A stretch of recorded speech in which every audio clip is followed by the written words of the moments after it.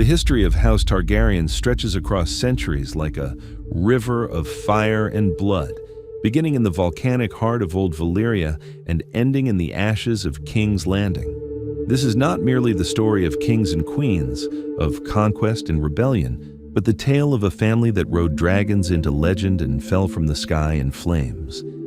It is a chronicle of prophecy and madness, of love that defied convention and ambition that consumed empires, of the price paid for power and the cost of losing it.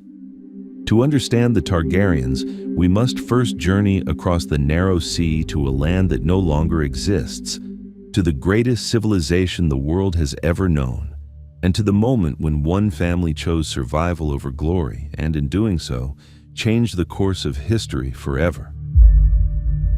5,000 years before Aegon's conquest, the Valyrian freehold dominated the known world with a sophistication and power that has never been equaled.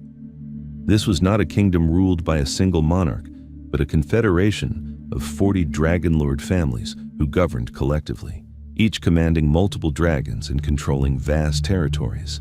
These families lived as gods among mortals, their dragons reducing armies to ash and melting stone with fire that burned hotter than any forge. The capital city of Valyria rose on a volcanic peninsula dominated by the 14 flames, massive mountains that spewed molten rock and poisonous gases. Within these hellish peaks, buried in superheated stone, lay dragon eggs that had been dormant for ages beyond counting. The Valyrians had mastered the art of awakening these eggs, of binding the creatures that emerged to human will through rituals involving blood and fire and magic that the world has since forgotten. Among these 40 families, the Targaryens occupied a respectable but unremarkable position. They were neither the wealthiest nor the most powerful of the dragon lords.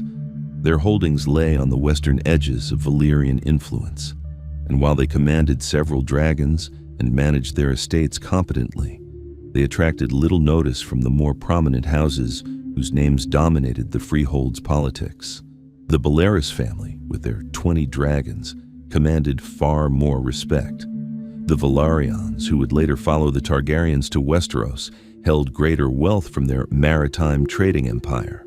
But what the Targaryens lacked in immediate power, they possessed in something far more valuable, though they would not recognize it until crisis forced understanding.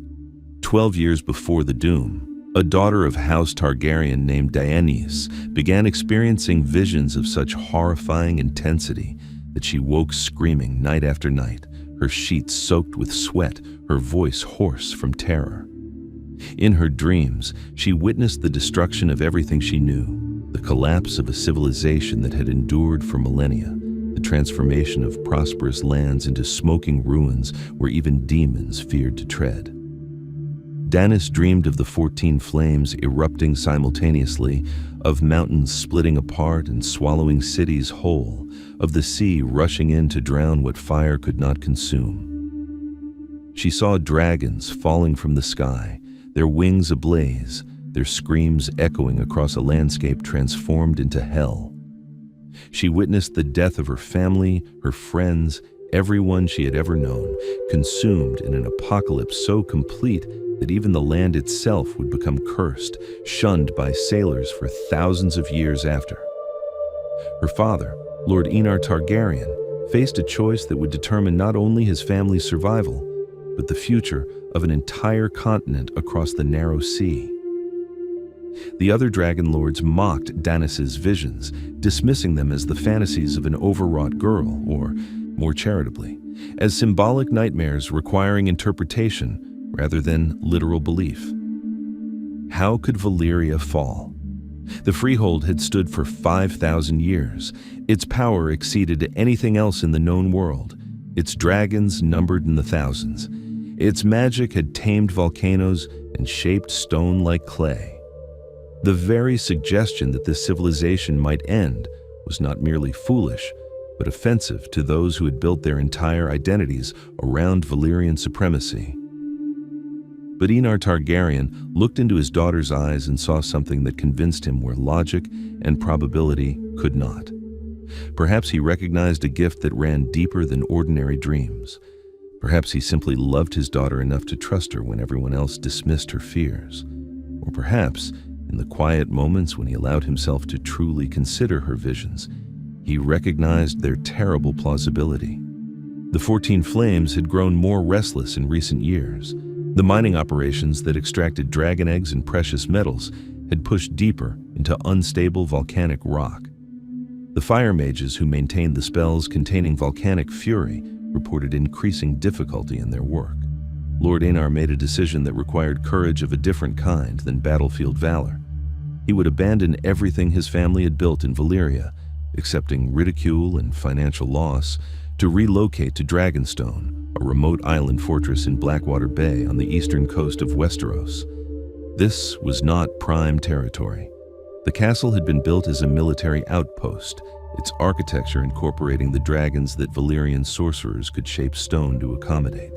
But it was far from the sophistication and luxury of the capital. The island was volcanic, which suited dragon breeding, but it was small, isolated, and thousands of miles from the centers of power and culture that defined Valyrian civilization. The exodus took months to organize. Lord Aenar could not simply board a ship with his immediate family. He transported his entire household, hundreds of people including skilled craftsmen, dragon keepers, servants, and guards. Most importantly, he brought 5 adult dragons and numerous eggs, along with the accumulated knowledge that had sustained Valyrian dragon breeding for millennia. He packed books and scrolls containing secrets of metallurgy, including the closely guarded techniques for forging Valyrian steel. He hired ships to carry supplies, furniture, and all the material goods necessary to establish a new seat of power in a foreign land. The other Dragonlord families watched this exodus with amusement and contempt. Some suggested that Aenar had suffered a mental breakdown, that the stress of managing his estates had driven him to irrational decisions. Others proposed that he had committed some crime he wished to escape, using his daughter's dreams as convenient cover for what was actually a flight from justice or debt. The kindest interpretations suggested he was simply overcautious, allowing parental love to overcome good judgment. None took his departure as a warning they should heed themselves. 12 years later, the doom came exactly as Daenerys had foreseen. The details of that catastrophic day remain disputed, as very few survived to record what they witnessed, and those accounts are fragmentary, contradictory, and often fantastical. What is known beyond dispute is that all 14 of the volcanic mountains that gave the freehold its geothermal power erupted simultaneously with force that shattered the peninsula itself. Earthquakes tore through the land, opening fissures that swallowed entire cities. The sea rushed in to fill the voids, creating massive tsunamis that drowned coastlines hundreds of miles away. The heat generated by the eruptions exceeded anything in recorded history. Stone melted. The air itself caught fire in some places, creating firestorms that consumed everything in their path. The dragons, thousands of them, died by the hundreds in the initial eruptions, trapped in the dragon pit or unable to escape the superheated air that seared their lungs. Those that survived the first moments found no safe refuge, as the entire peninsula transformed into an inferno that exceeded even dragon resistance. The Valyrian population, estimated at 15 to 20 million, including citizens, subjects, and slaves, was almost entirely destroyed within days. The sophisticated infrastructure that had sustained this massive population collapsed immediately. The aqueducts that carried water from distant mountains shattered. The food distribution networks that fed millions broke down as roads disappeared into fissures and warehouses burned or drowned. Those who survived the initial catastrophe faced starvation, disease, and environmental poisoning that killed as effectively as fire or water. The peninsula itself broke apart, transformed into a demon-haunted wasteland that would be known forever after as the Smoking Sea. Even 5,000 years later, sailors refuse to venture into these cursed waters, where ruins protrude from poisonous mists and strange lights dance above waves that sometimes seem to boil without apparent cause. The few expeditions that have attempted to explore the remnants of Valyria report madness, disease, and death afflicting survivors long after they escape the immediate danger zone. On Dragonstone, Lord Enar and his family watched smoke clouds darken the sky and felt earthquakes shake their new fortress. They did not yet know the extent of the catastrophe, but within weeks, refugees began arriving with stories that confirmed Dennis's visions in every terrible detail. The freehold was gone. The 40 Dragonlord families were extinct, except for the Targaryens. An entire civilization had been erased so completely that future generations would debate whether the surviving accounts exaggerated the destruction. The Targaryens were now the last Dragonlords in the world, the only family that retained both the creatures themselves and the knowledge to breed and train them. This unique position transformed them from minor nobility into a dynasty with unprecedented potential, but it would take more than a century before they would realize just how significant their survival had been. For now, they grieved for the world they had lost while adapting to their new circumstances on a remote island, thousands of miles from anywhere that mattered. They maintained their dragons through careful breeding programs, ensuring that each generation of Targaryens could continue the bond between rider and beast. They preserved what knowledge they could, copying and protecting texts that contained the accumulated wisdom of Valyrian civilization. And they watched the chaos unfold across the narrow sea as the former Valyrian colonies fought amongst themselves in a period known as the Century of Blood, waiting for the moment when they might step back onto history's stage. That moment would come with Aegon, a man who would transform his family's survival into conquest and establish a dynasty that would rule Westeros for nearly 300 years. But first, we must understand the circumstances that made his invasion possible and the decision that would change the Seven Kingdoms forever. 103 years after the Doom, Aegon Targaryen became Lord of Dragonstone at the age of 27. He inherited not only the ancient fortress carved from volcanic stone, but also 3 adult dragons, the largest and most formidable that his family had produced in a century of careful breeding. More importantly, he inherited the accumulated frustration of a family that had spent generations in exile, watching from across the narrow sea as lesser men carved kingdoms from territories that dragons could have conquered in afternoons. Aegon was not the first Targaryen to contemplate invading Westeros.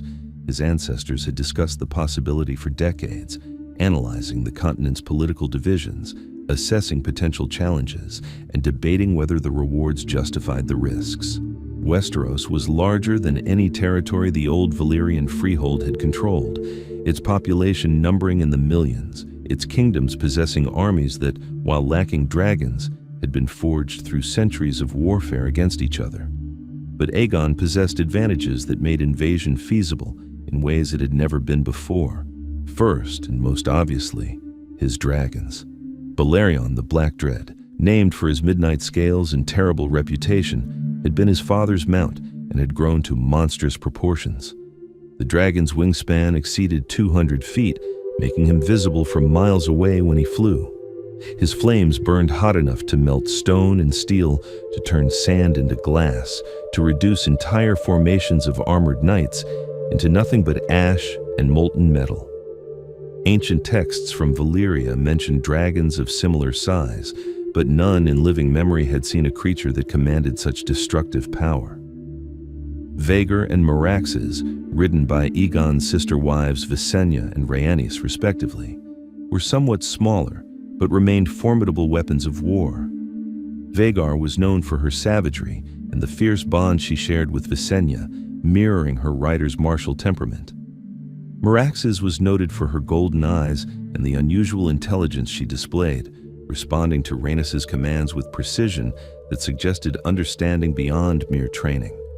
The sister wives themselves represented a Targaryen practice that scandalized Westerosi sensibilities but served important practical and symbolic purposes. Valyrian tradition held that the blood of the dragon must remain pure, that the magical connection enabling dragon riding required maintaining bloodlines through marriages between close relatives. Aegon married both his sisters, making them sister wives who shared his rule as much as his bed. Visenya was a warrior, severe and disciplined, carrying the Valyrian steel sword Dark Sister and training in combat with dedication that made her one of the finest swordswomen of her age. Rhaenys was more artistic and charismatic, beloved for her beauty and her patronage of singers and performers who spread tales of Targaryen glory. Together, these 5 beings, 3 humans and 3 dragons, would accomplish what should have been impossible, conquering a continent with a force that numbered fewer than 2,000 soldiers. But we are getting ahead of ourselves. First, we must understand Aegon's decision and the moment when this invasion became inevitable. The 7 kingdoms, despite the name, were actually 7 independent realms that had been warring with each other for thousands of years. The north, vast and sparsely populated, was ruled by the Starks of Winterfell. The Vale, protected by mountains and commanded by House Targaryen from the Eyrie. The Riverlands, wealthy but vulnerable, contested between the Tullys and the Ironborn Raiders. The Westerlands, rich in gold and ruled by the Lannisters from Casterly Rock. The Reach, the most populous and prosperous region, commanded by the Gardeners from Highgarden. The Stormlands, held by the Storm Kings of House Targaryen. And Dorne, the desert kingdom that had successfully resisted even Valyrian expansion centuries before. These kingdoms had no tradition of unity, no history of cooperation beyond temporary alliances that dissolved as soon as immediate threats passed. Their constant warfare weakened them individually while preventing any single kingdom from achieving dominance. Aegon recognized that this division created opportunity. A united Westeros might have marshaled sufficient forces to make conquest prohibitively expensive, even for dragons. But 7 kingdoms that could not coordinate their resistance, that was an entirely different proposition. The decision to invade came during a meeting with his sisters where they debated their future. Some accounts suggest that Aegon was motivated by prophecy, that he possessed knowledge of threats that would eventually emerge from the far north, and recognized that only a united continent could stand against them. Other histories argue his motivations were simpler: ambition, desire for glory, the drive to accomplish something worthy of his family's unique capabilities. The truth likely incorporated elements of both. Aegon was a complex man who could hold multiple motivations simultaneously, his practical strategic calculations coexisting with deeper beliefs about destiny and purpose. What matters is that in the year Tsoth, before the conquest, as historians would later reckon time, Aegon's small fleet landed at the mouth of the Blackwater Rush. 3 hills overlooked the river, providing natural defensive positions. Here, Aegon established his first fortification, a wooden structure that would eventually become the Red Keep, the center of Targaryen power for nearly 3 centuries. The symbolism of this location was deliberate.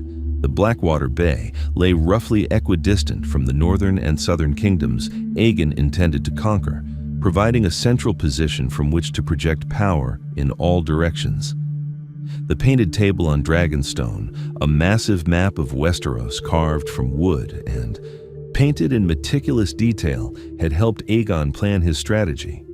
He would not attempt to conquer all 7 kingdoms simultaneously, which would give them time to unite against him. Instead, he would move systematically, using a combination of military force and psychological warfare to encourage submission before resistance could organize. His first major challenge came swiftly. The combined armies of the Reach and the Westerlands, recognizing the threat that Aegon represented, put aside their traditional enmity to form a massive host that marched to crush the Targaryen beachhead before it could be reinforced. King Mern, the 9th of the Reach, commanded approximately 50,000 soldiers, the largest army assembled in generations. King Lorne of the Rock added another 30,000, including the heavily armored knights that had made House Lannister legendary. Together, this force of over 80,000 warriors represented everything that traditional military power could muster. The battle that followed became known as the Field of Fire, a name that would echo through history as both warning and legend. Aegon possessed fewer than 10,000 soldiers, hopelessly outnumbered by forces that included not only vast numbers, but also experienced commanders and warriors who had spent lifetimes perfecting their martial skills. In any conventional battle, the Targaryen army would have been destroyed within hours, their corpses left to rot on the field, while the victorious kings divided Aegon's head and dragons among themselves as trophies. But this was not a conventional battle. As the allied army deployed in traditional formations, cavalry on the flanks and infantry in the center, Aegon launched an attack that no Westerosi commander had ever experienced or imagined. 3 dragons struck simultaneously from different directions, preventing the allied commanders from coordinating responses or organizing concentrated archery that might have threatened the beasts. Balerion swept over the center of the allied line, his shadow alone causing panic before his flames even touched ground. When he opened his maw and released fire, the destruction exceeded anything in living memory. Entire formations disappeared, not just killed, but completely incinerated, their armor melting against their skin, their shields transforming into torches that spread flames throughout the tightly packed ranks. The heat was so intense that men 50 feet from the actual flames died from superheated air that seared their lungs and boiled their blood. Vhagar and Meraxes attacked the flanks, targeting the cavalry units that should have provided the allied army's mobility and shock power. The horses panicked immediately, having never encountered dragons and possessing no training for such encounters. They threw their riders, trampled their own infantry trying to escape, and created chaos that spread throughout the entire formation. Knights who had trained their entire lives for battle found themselves trapped inside metal coffins as dragonfire turned their armor into ovens that cooked them alive. The smoke and flames reduced visibility to almost nothing, transforming a carefully organized battle into pandemonium where soldiers could not identify friends from enemies or distinguish their commander's orders from the screams of dying men. The systematic application of dragonfire created a self-reinforcing cycle of destruction, where each phase of the attack weakened the army's cohesion further, making subsequent attacks even more devastating. King Mern IX perished along with his entire line of succession, killed when dragonfire engulfed the command position where he attempted to rally his troops. The Gardner dynasty, which had ruled the Reach for thousands of years, ended in a single afternoon. King Lorne survived by abandoning his armor and disguising himself as a common soldier, fleeing the battlefield with a few thousand survivors who had avoided the worst of the carnage. 4,000 soldiers died on the field of fire, their bodies so thoroughly burned that individual identification proved impossible. The psychological impact exceeded even these terrible casualties.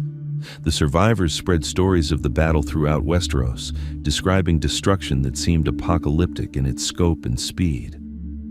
Knights who had considered themselves invincible discovered that centuries of martial training provided no defense against dragonfire. Conventional military wisdom, developed through millennia of human warfare, became obsolete in a single afternoon. The Field of Fire demonstrated to every kingdom in Westeros that resistance was futile. Aegon could have invaded with 50,000 soldiers and conquered through conventional warfare over years or decades. Instead, he brought 3 dragons and achieved the same result in hours while suffering minimal casualties himself. This was not merely victory, but a fundamental transformation in the nature of power itself. The submission of other kingdoms followed with remarkable speed, though each had its own character reflecting regional culture and circumstances. Torrhen Stark, the king in the north, marched south with 30,000 Northmen, intending to reinforce the Riverlands against Aegon's expansion. But after learning what had transpired at the Field of Fire, Torrhen made a decision that earned him the name the King Who Knelt and saved countless lives. He crossed the river to Aegon's camp alone, knelt before the conqueror, and swore fealty in exchange for allowing the North to maintain its laws and customs under Targaryen supremacy.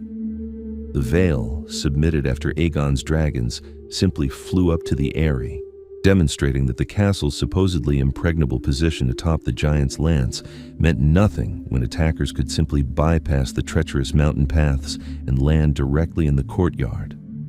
The Stormlander king died fighting, but his daughter survived to marry Aegon's bastard brother Orys Baratheon, founding the new House Baratheon that would rule the Stormlands as Targaryen vassals. Only Dorne resisted successfully, employing guerrilla tactics that neutralized dragon superiority. The Dornish refused to meet Aegon's forces in open battle, abandoning their castles and dispersing into the deserts and mountains where dragons could not easily pursue. When Targaryen forces occupied fortifications, they found them empty, stripped of supplies and inhabitants. Dornish raiders struck supply lines and isolated garrisons, inflicting steady casualties while avoiding direct confrontation. This strategy of denial and harassment would frustrate Targaryen attempts to conquer Dorne for generations, though it came at terrible cost when Queen Rhaenys and her dragon Meraxes were killed by a scorpion bolt through the eye during the First Dornish War. But setting Dorne aside, Aegon had accomplished the impossible, uniting 6 of the 7 kingdoms under his rule within 2 years of landing. He took the formal title King of the Andals, the Rhoynar, and the First Men, Lord of the 7 Kingdoms and Protector of the Realm. The Iron Throne, forged from the surrendered swords of his defeated enemies using dragon fire, became the symbol of his power, a monstrous chair of 1,000 blades that could only be approached by climbing steep iron steps. The consolidation that followed conquest required administrative capabilities as sophisticated as the military skills that had enabled victory. Aegon established the Small Council, a body of advisors responsible for different aspects of governance including finance, military affairs, law, and foreign relations. He appointed lords paramount to rule each region as his vassals, maintaining the existing power structures while ensuring ultimate authority flowed through him. He began construction of King's Landing around the original wooden fort, creating a capital city whose location symbolized the new unity he had imposed through dragonfire. But we have spent enough time on conquest. The establishment of the dynasty was only the beginning of a story that would span centuries and include both golden ages and catastrophic failures.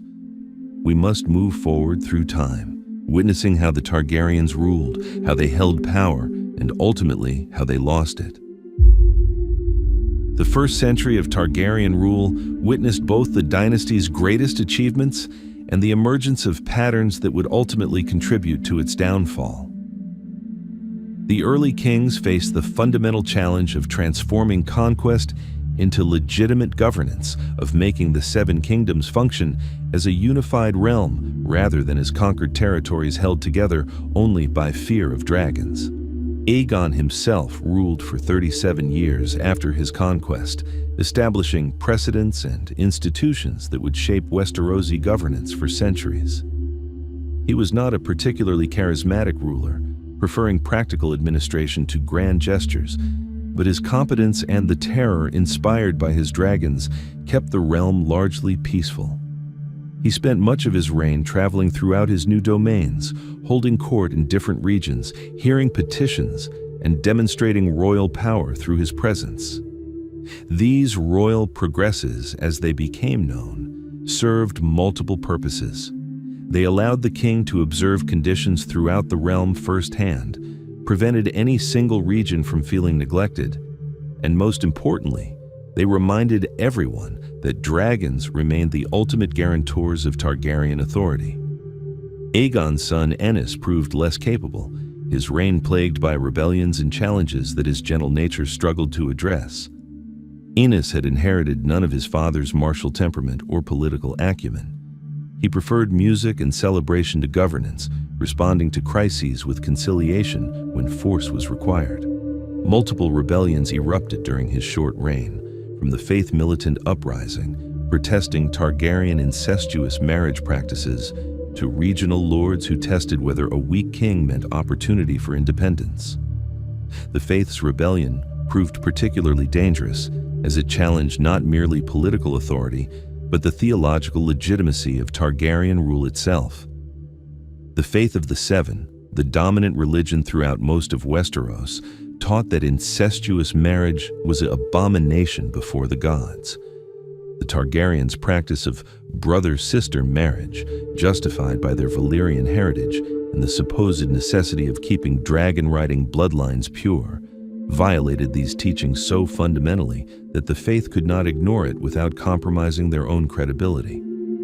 The faith militant, the military orders of the faith, took up arms against the Targaryens, declaring King Aenys and his family to be sinful aberrations who had forfeited any right to rule.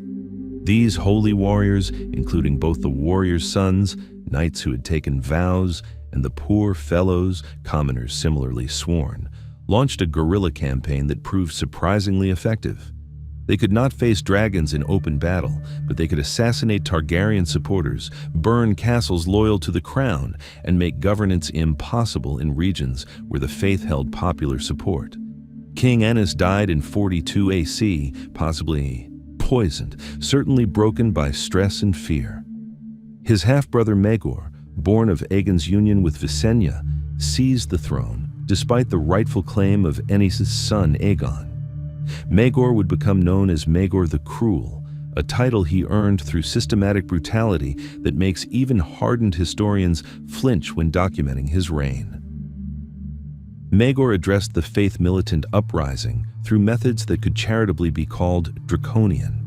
He issued a declaration that any man found bearing arms in service to the faith would be executed immediately, no trial required, no mercy granted.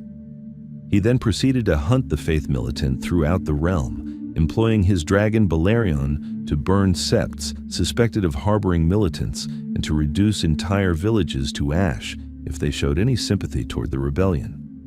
The massacres Maegor ordered would haunt Targaryen reputation for generations. At the Great Sept of Baelor, he had hundreds of poor fellows executed, their bodies left to rot as warnings.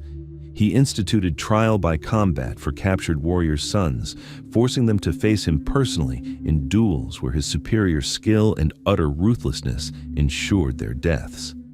He took multiple wives, defying both faith teaching and Westerosi custom, executing those wives who failed to give him living heirs. The construction of the Red Keep, completed during Maegor's reign, provides its own testimony to his cruelty. The castle's intricate design included numerous secret passages known only to the king, allowing him to move through the fortress unseen and to spy on his own household. When construction finished, Maegor had all the builders executed to ensure these secrets died with them. Even today, parts of the Red Keep's layout remain mysterious, as Maegor's precautions succeeded in taking certain knowledge to the grave. Maegor's reign ended mysteriously in 48 AC when he was found dead on the Iron Throne itself, impaled on its blades. Whether he died by assassination, suicide, or the throne's rejection of a tyrant remains debated. What mattered was that his death allowed the succession to pass to his nephew, Jaehaerys, Aenys' son, who had survived Maegor's attempts to eliminate potential rivals. Jaehaerys I, who would rule for 55 years and become known as the Conciliator and the Old King, represented the Targaryen dynasty at its absolute best.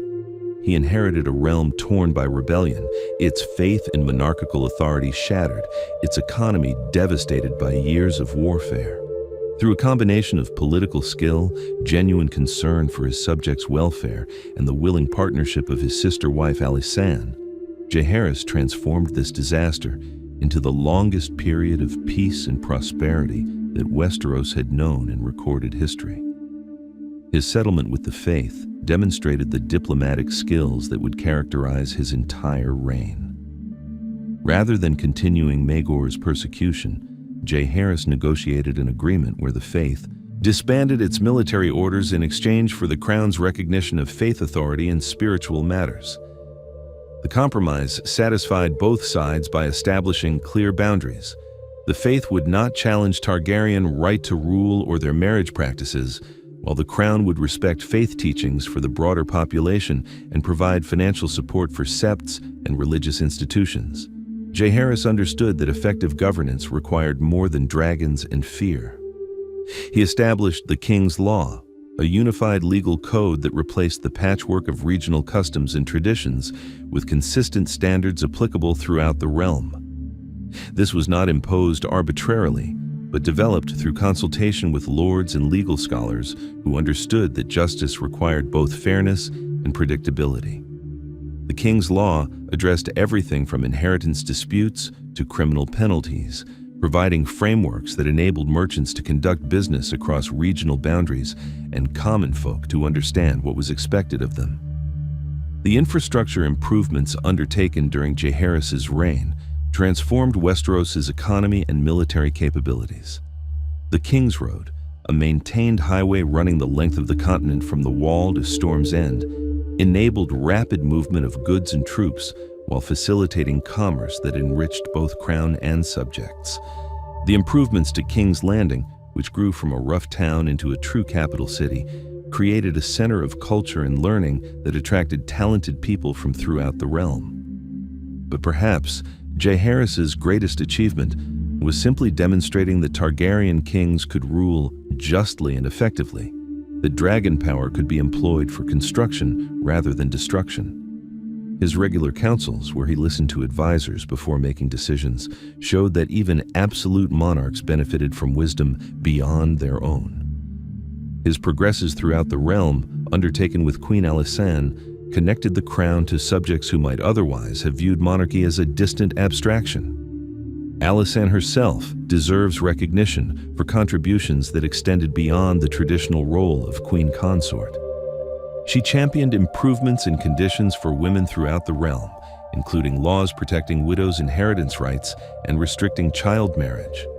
Her advocacy for the Night's Watch, demonstrated through royal visits to Castle Black and increased support for the undermanned defenses of the Wall, ensured that this essential bulwark against northern threats received resources necessary for its mission. The Targaryen dragons multiplied during Jaehaerys' reign, with multiple dragons reaching adulthood and bonding with various members of the royal family. This dragon plurality provided both security and eventual danger, as having many dragons ensured no single rebellious lord could challenge royal authority, but also meant that any civil war within the dynasty would involve dragon fighting, dragon with catastrophic results. The succession crisis that followed Jaehaerys' long reign would demonstrate just how catastrophic those results could be. The old king outlived nearly all his children, watching sons and daughters die from disease, accident, and the simple fragility of human life. His beloved grandson Aemon died fighting bandits, while another grandson drowned. The question of who should inherit became increasingly complex as direct lines failed and collateral branches produced competing claims. The Great Council of 101 AC, convened to settle the succession, established precedents that would influence Westerosi politics for centuries while failing to prevent the disasters it was meant to avoid. The council chose Viserys, son of Jaehaerys' second son Balon, over Rhaenys, daughter of the deceased Prince Aemon. This decision privileged male succession even when the female claimant's lineage was arguably stronger, establishing a precedent that would return to haunt the realm 2 generations later. King Viserys I inherited his grandfather's throne, but not his political wisdom. Viserys was a decent man, well-meaning and generous, who wanted to be loved rather than feared, and who believed that goodwill and compromise could resolve any dispute. These qualities, admirable in a friend or father, proved insufficient for a king whose decisions would determine war or peace for an entire continent. The crisis that would destroy Targaryen power for a generation began innocently enough. Viserys named his daughter Rhaenyra as heir during his first marriage before any sons had been born. This decision made practical sense at the time, as Rhaenyra was his only child and clearly the most direct line of succession. Viserys required all his lords to swear oaths acknowledging Rhaenyra's claim, and they did so, creating what should have been an unbreakable commitment. But then Viserys remarried. His new wife, Alicent Hightower, was the daughter of his hand and came from a family with both ambition and significant political connections throughout the realm. More importantly, Alicent bore Viserys 3 sons, Aegon, Aemond, and Daeron, along with a daughter, Helena. The existence of these sons created a rival claim that would split the realm in two. The factions that formed around these competing claims reflected deeper tensions within Westerosi society and the Targaryen court. The Blacks, supporting Rhaenyra, argued that the king's word was law, that oaths sworn must be honored regardless of changed circumstances, and that competence should matter more than gender. Rhaenyra had been raised expecting to rule, educated in governance, and had demonstrated capability in the roles she had been given. Her supporters included powerful houses like the Velaryons, whose fleet and wealth made them crucial allies, and many of the realm's most accomplished warriors and administrators. The Greens, supporting Aegon the Elder, contended that Westerosi tradition universally favored male succession, that no woman had ever ruled the 7 kingdoms in her own right, and that overturning this precedent would create instability that endangered the realm. They pointed to the Great Council that had chosen Viserys over Rhaenys, arguing that the assembled lords had already established that female claimants could be passed over in favor of males. Their support came from houses that valued tradition, from those who feared empowering women would undermine their own patriarchal authority, and from the Hightowers themselves, whose influence throughout the reach and connections to the faith gave them substantial power. The names Blacks and Greens derived from a tournament where the two factions wore their chosen colors, but they came to represent far more than aesthetic preference. They symbolized fundamentally different visions of how the realm should be governed and who should wield power. The Blacks imagined a more flexible succession that prioritized capability and direct lineage over gender. The Greens defended traditional hierarchies that had governed Westeros for thousands of years before the Targaryens arrived. King Viserys, caught between his beloved daughter and his sons, tried to maintain peace through denial and delay. He refused to reconsider his original decision naming Rhaenyra heir, but he also refused to definitively exclude his sons from succession or to address the growing tensions between the factions. He wanted everyone to get along, to accept his decisions without forcing him to choose between family members he loved. This unwillingness to confront the crisis directly meant that problems festered and grew until they could no longer be contained. The personal relationships between Rhaenyra and Alicent deteriorated as their children grew. The two women had actually been close friends in their youth, but the crown created a wedge between them that widened into an unbridgeable chasm. Alicent believed that Rhaenyra's claim threatened her son's safety, as history showed that rival claimants to thrones often met unfortunate ends. Rhaenyra viewed Alicent and her faction as grasping usurpers, attempting to steal what was rightfully hers through manipulation of her aging father. The marriage of Rhaenyra to her uncle Daemon Targaryen, a controversial figure who combined martial brilliance with vicious cruelty, strengthened her military position while confirming many people's worst fears about the Blacks. Daemon had spent years attempting to make himself indispensable to his brother's reign, commanding the city watch, conquering the Stepstones, and generally demonstrating that he possessed all the military capabilities Viserys lacked. His marriage to Rhaenyra created a formidable partnership, but it also signaled that the Blacks would fight rather than submit if challenged. The Greens, meanwhile, worked systematically to place their supporters in key positions throughout the realm.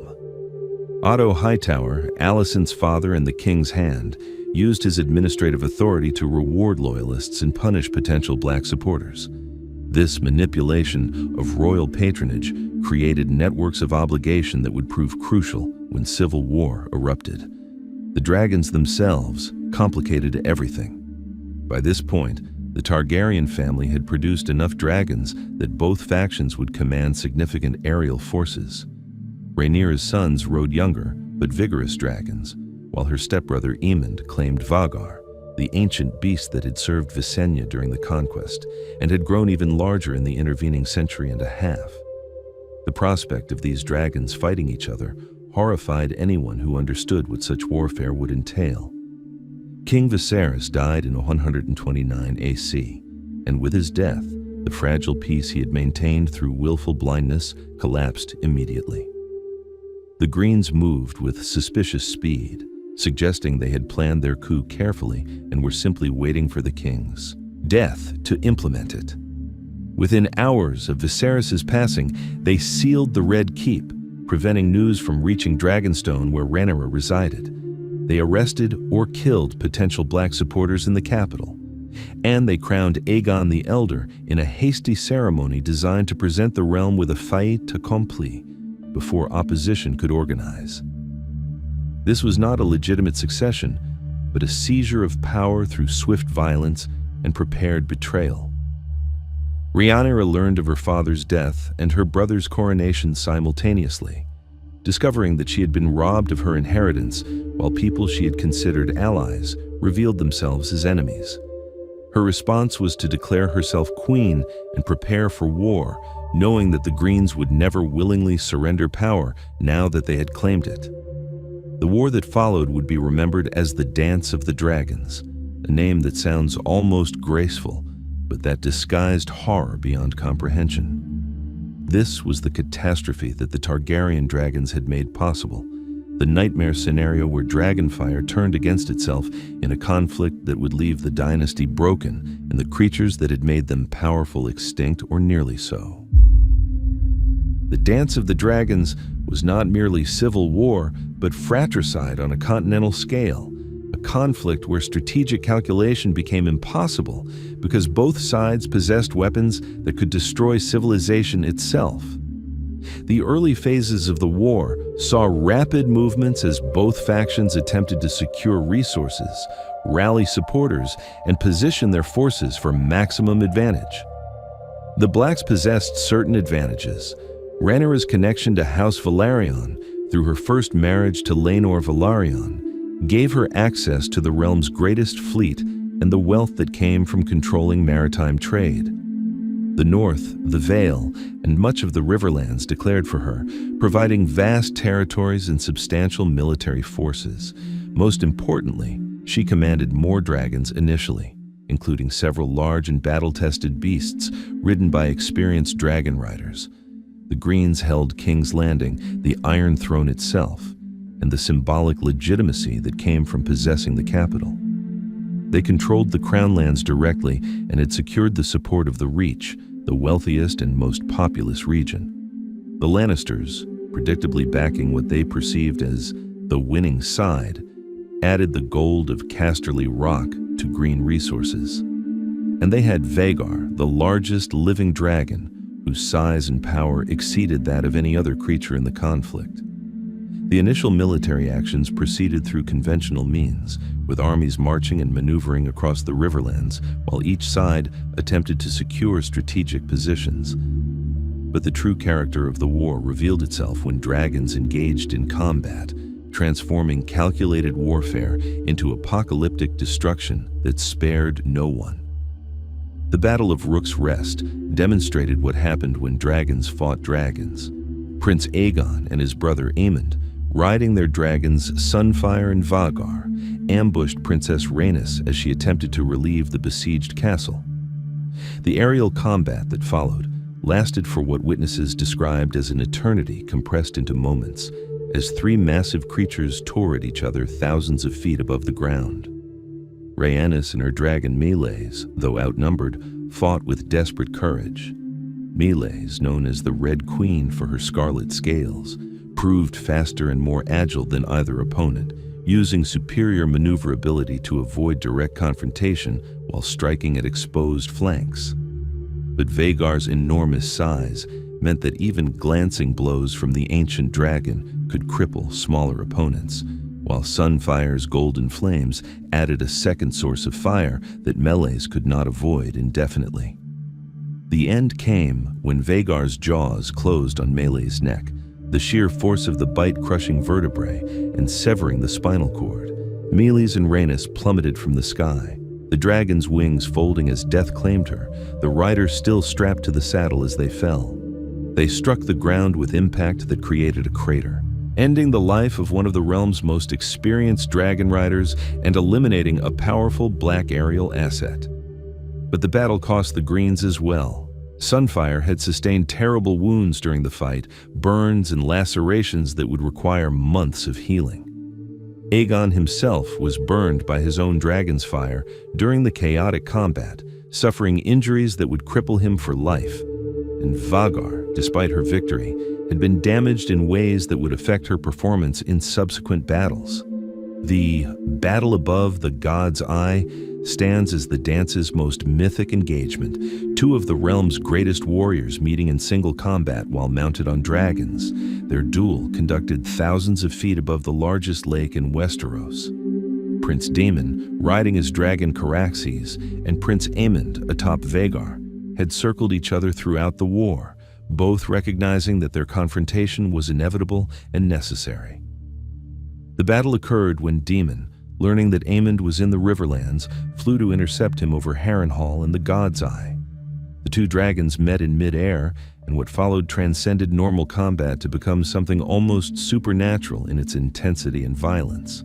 Caraxes, despite being smaller than Vhagar, possessed a viciousness that matched his rider's reputation, and Daemon's skill as a dragon rider exceeded that of anyone else alive. The dragons locked together, claws sinking into flesh, teeth tearing scales and membrane. They tumbled through the air in a ball of fire and blood, neither willing to break contact, their riders clinging to their saddles while attempting to kill each other with sword strikes across the gap. Both dragons sustained mortal wounds in the initial exchange, but neither would yield while their rider still lived. Daemon, seeing that both he and his dragon were dying, made a decision that defined his legend. He unfastened his riding straps, stood on Caraxes' back as the dragon locked in combat with Vhagar, and leaped across the space between them. He landed on Vhagar's neck, directly behind Aemond, and drove the Valyrian steel sword Darksister through his nephew's eye and into his brain, killing him instantly. Both dragons, mortally wounded and now bearing dead or dying riders, fell into the God's Eye. Their bodies were never recovered, remaining somewhere in the depths of that massive lake. Daemon's final fate remains uncertain, whether he died from his wounds before hitting the water, whether he drowned in the lake, or whether, as some romantics suggest, he somehow survived and chose exile over returning to the war he had helped create. The storming of the Dragon Pit marked another turning point, demonstrating that even common folk, when sufficiently terrified and enraged, could kill dragons through sheer weight of numbers. The riot began when a street preacher convinced King's Landing's population that the dragons themselves were judgments from the gods, that the monsters, burning cities throughout the realm, were divine punishment for Targaryen sins. The mob that formed numbered in the thousands, ordinary people armed with nothing more than butcher knives, farm tools, and desperate courage. The Dragon Pit housed 5 dragons that day, younger creatures not yet large enough for war, but still formidable beasts capable of incinerating dozens with each breath. The keepers attempted to defend them, to drive the mob back, but there were simply too many people willing to die to kill the dragons. The mob flooded into the pit, accepting horrific casualties as dragonfire consumed their front ranks, but there were always more people behind them, always another wave of attackers. The dragons, confined within the structure and unable to escape or maneuver effectively, were overwhelmed. The mob swarmed over them, stabbing and hacking and burning, taking minutes to kill each creature while hundreds died in the process. By the time the massacre ended, all 5 dragons were dead. The Dragon Pit was a charnel house, and several thousand common folk had perished. The psychological impact exceeded even the terrible casualties, as it demonstrated that dragons could be killed by ordinary people, that the weapons that had made the Targaryens invincible could be destroyed through collective action.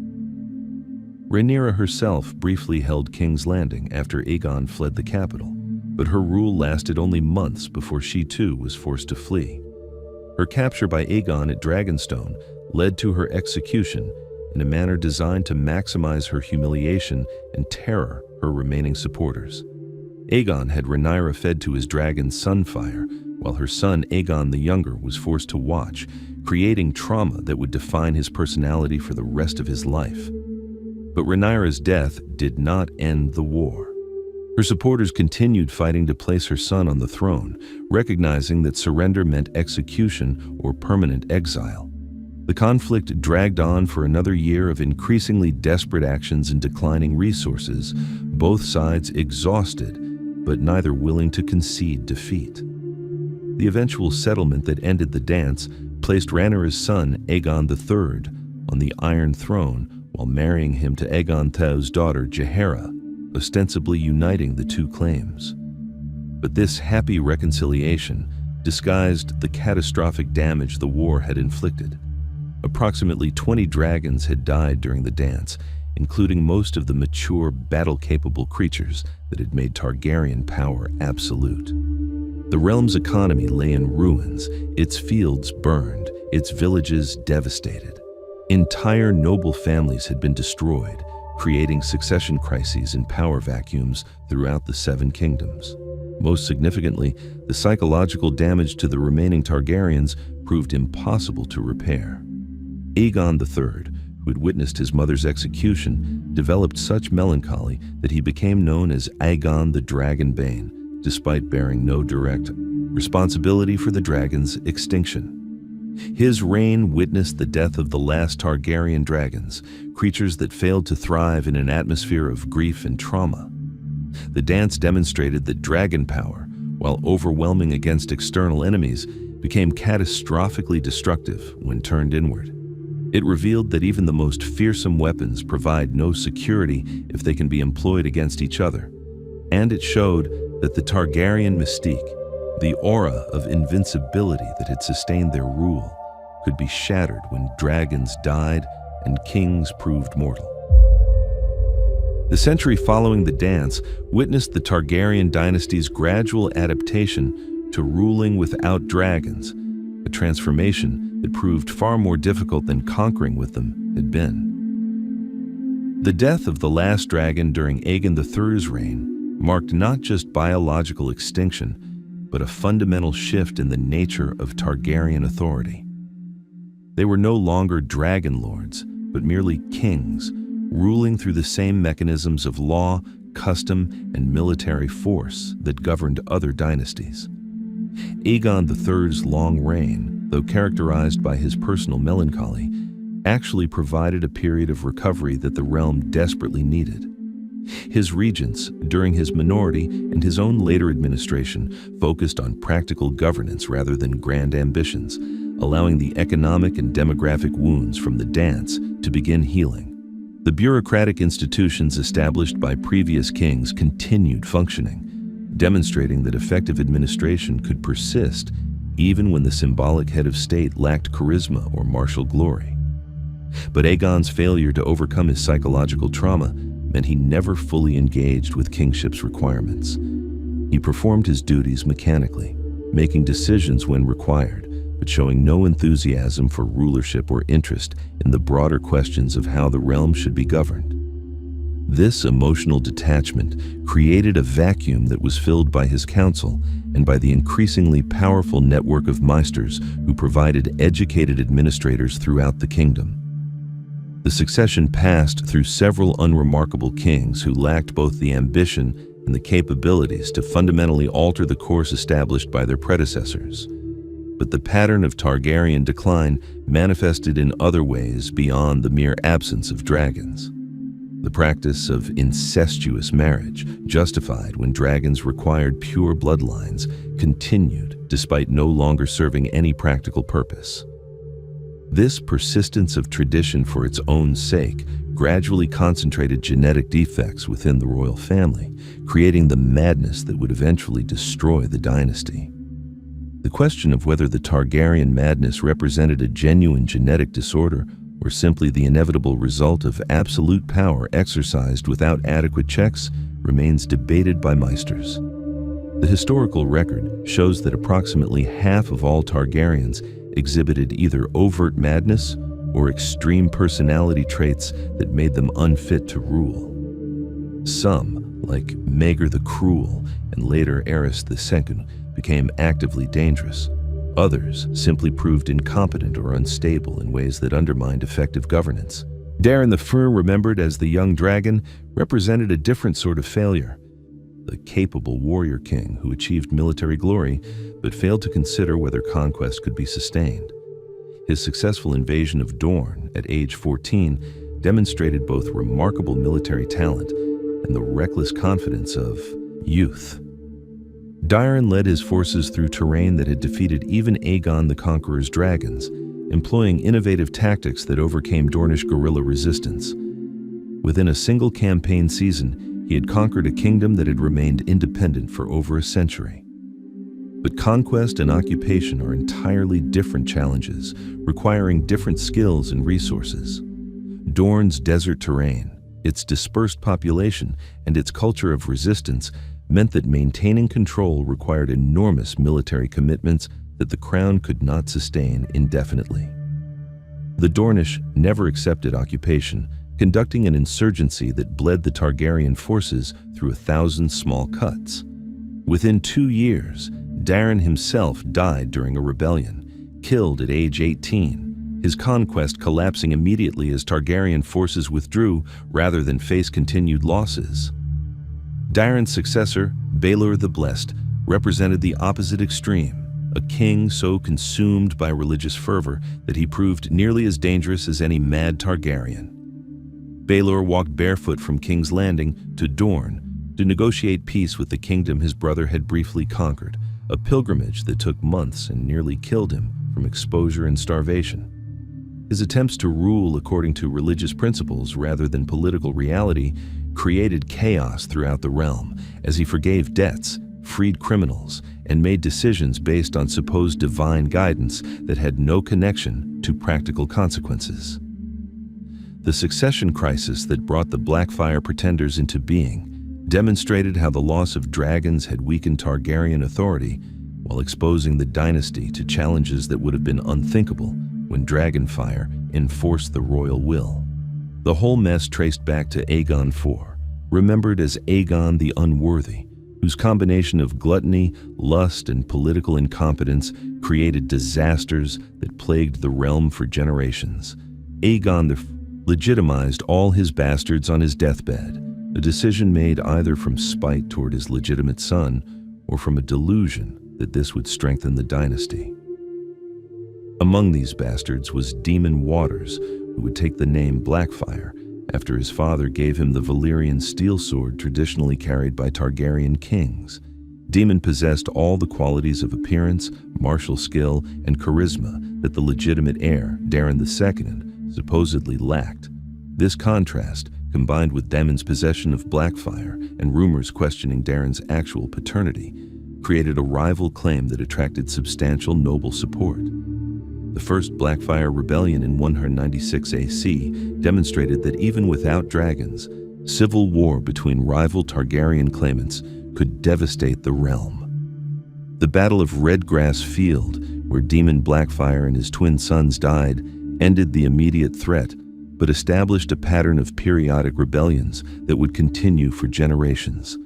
Each rebellion weakened the crown's authority while consuming resources that might have been used for more productive purposes.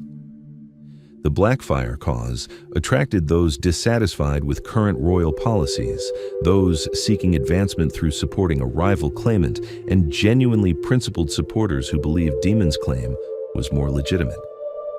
The rebellions demonstrated that Targaryen rule no longer commanded automatic loyalty, that nobles would calculate personal advantage rather than accepting royal authority as divinely ordained.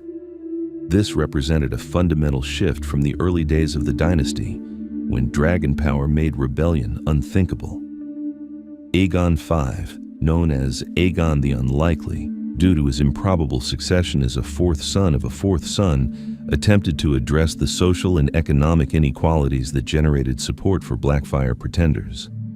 His reforms, aimed at limiting the power of great lords while protecting small folk rights, represented genuine attempts at progressive governance, but they also generated opposition from the nobility whose privileges were threatened, creating political conflicts that undermined his effectiveness. Aegon's obsession with hatching dragon eggs reflected his understanding that without dragons, Targaryen authority rested on increasingly shaky foundations. He believed that the return of dragons would enable him to implement his reform agenda against noble resistance, that dragonfire would enforce social justice as it had once imposed political unity. This belief led to the tragedy at Summerhall, where his attempts to hatch eggs through magic and wildfire resulted in conflagration that destroyed the castle and killed Aegon, along with much of his family. The circumstances at Summerhall remain mysterious, as most witnesses died in the flames, and survivors proved reluctant to discuss details of what transpired.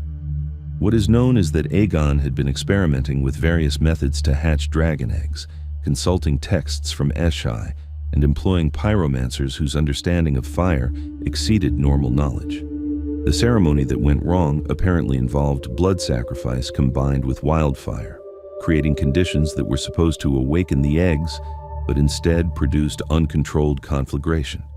The birth of Rhaegar Targaryen amid the flames and ruins of Summerhall created mystical associations that would influence his character and choices throughout his life. Rhaegar became obsessed with prophecy, believing that he played some crucial role in cosmic events extending far beyond immediate political concerns. This obsession would ultimately contribute to decisions that destroyed not just his own life, but his entire dynasty. The pattern that emerges from this period is one of gradual institutional decay masked by occasional capable rulers who temporarily arrested decline without reversing it.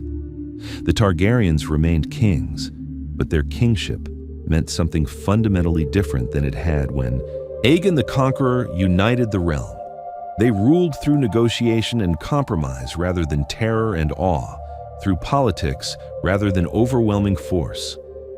This was not necessarily worse, arguably it was better, but it meant the dynasty was vulnerable in ways it had never been when dragonfire could erase any challenge. Aerys Targaryen, second of his name, ascended the Iron Throne in 262 AC as an intelligent, charismatic young man who showed every sign of becoming one of the dynasty's better monarchs. His early reign witnessed significant achievements, including successful military operations against the remnants of the Blackfyre faction, economic policies that increased crown revenues, and diplomatic initiatives that strengthened relationships with the free cities across the narrow sea. Most importantly, his friendship with Tywin Lannister, who served as his hand, provided the realm with efficient administration that made up for whatever Aerys lacked in practical governance skills. The transformation of Aerys from promising king into the Mad King, whose cruelty and paranoia would ultimately destroy his dynasty, occurred gradually, accelerated by traumatic events that preyed on psychological vulnerabilities that had always existed beneath his charming surface. The signs were present from the beginning for those who looked closely: a tendency toward jealousy of successful subordinates, a pleasure in others' discomfort that exceeded normal schadenfreude, an inability to accept criticism or contradiction, even when delivered respectfully. The defiance of Duskendale marked the critical breaking point that accelerated Aerys's descent into madness. Lord Darklyn, a minor nobleman whose ambitions exceeded his judgment, took the visiting king hostage in a desperate attempt to extract concessions from the crown. Aerys spent half a year imprisoned, subjected to conditions that ranged from humiliating to terrifying, never knowing if each day would be his last. The psychological impact of this captivity proved catastrophic for a man whose ego and self-image centered on his royal authority.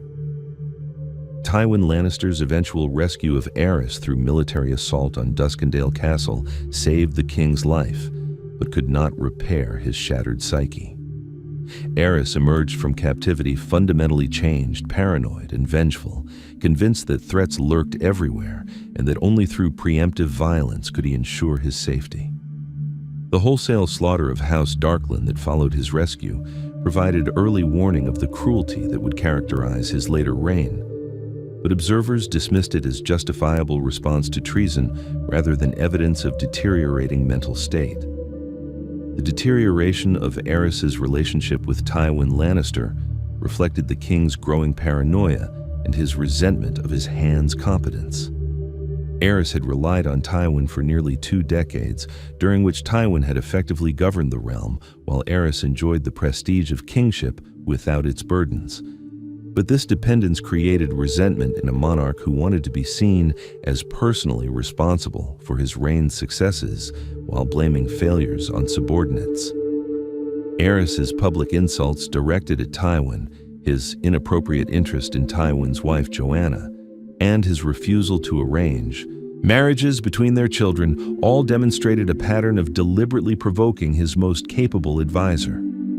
The king seemed to need to prove that he, not Tywin, held ultimate power, that the hand served at royal pleasure and could be humiliated without consequence.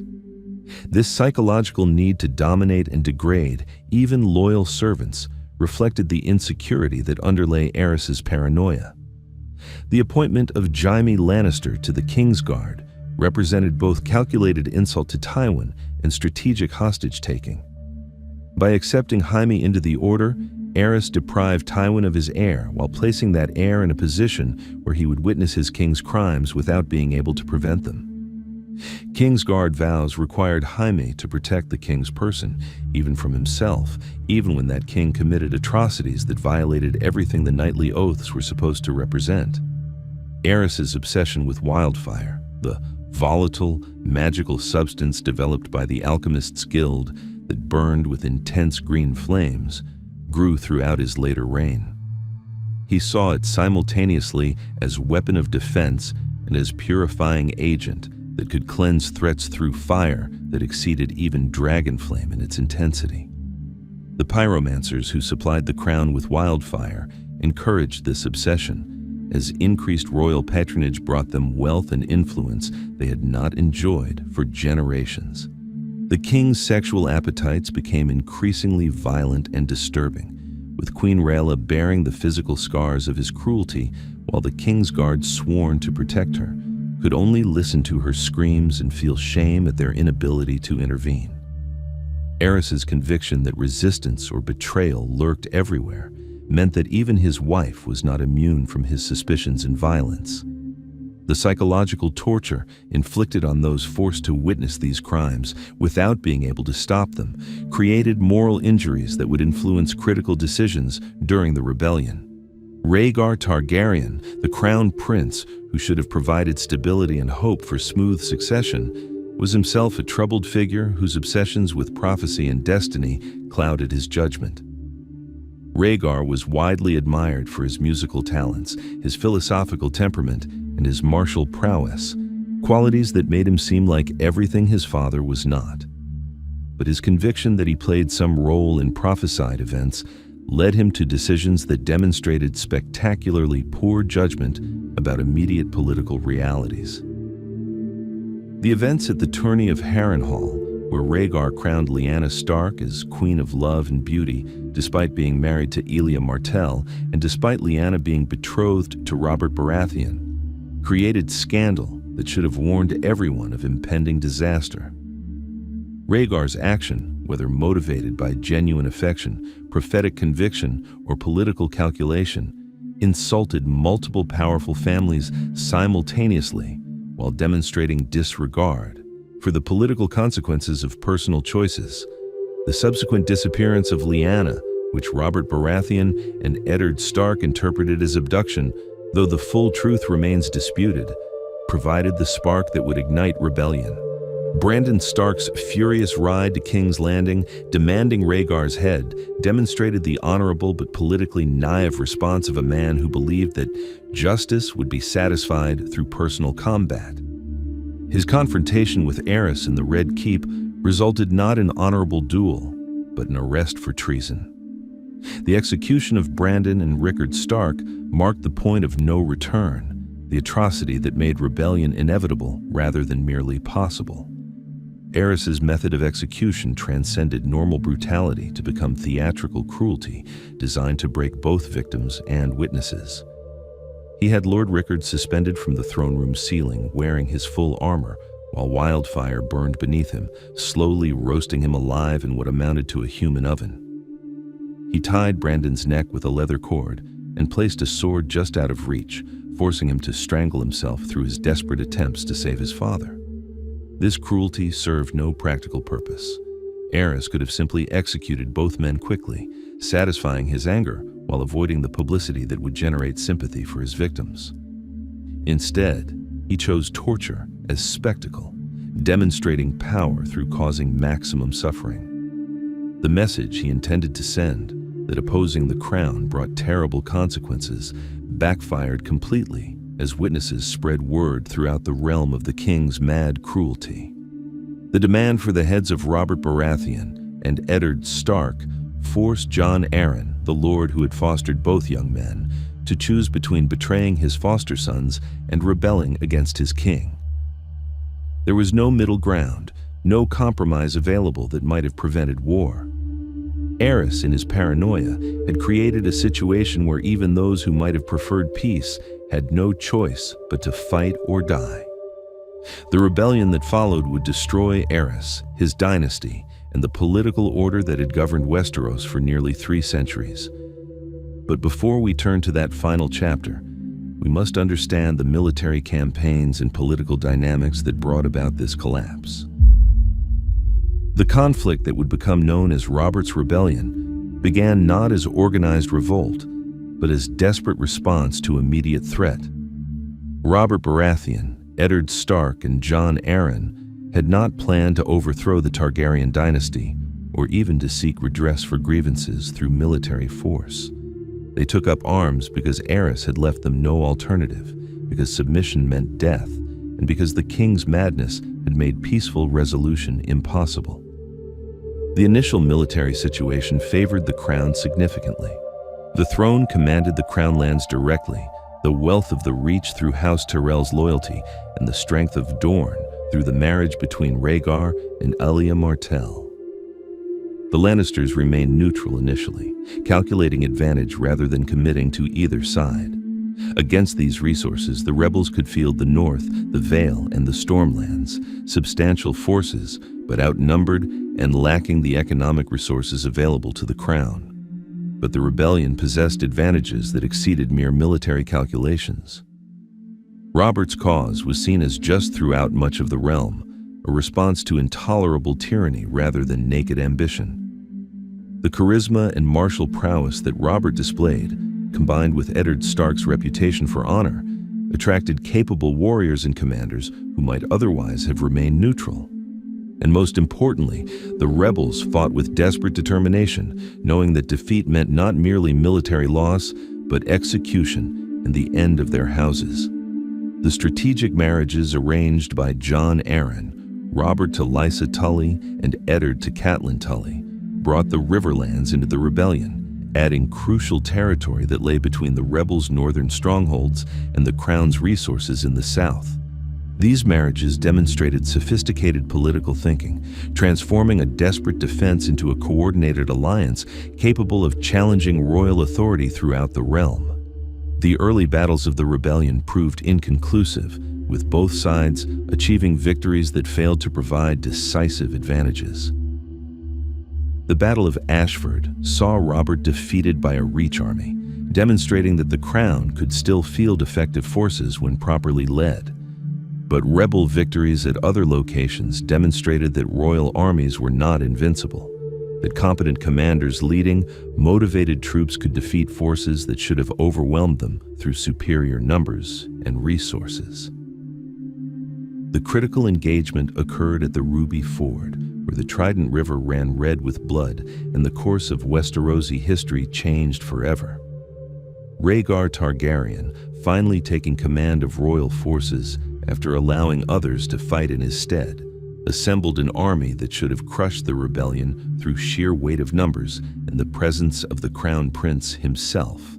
The host that marched to the Trident represented the largest army the Targaryens had fielded since Sao. The Dance of the Dragons, including the finest knights and soldiers that loyalty or gold could purchase. Robert Baratheon, leading the rebel army, understood that this battle would likely determine the rebellion's outcome.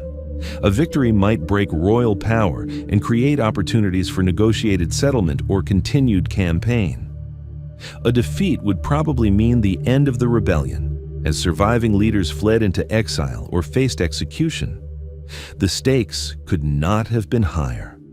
The battle itself unfolded over an entire day of savage fighting, with tens of thousands of warriors engaged in combat that covered miles of riverbank and ford.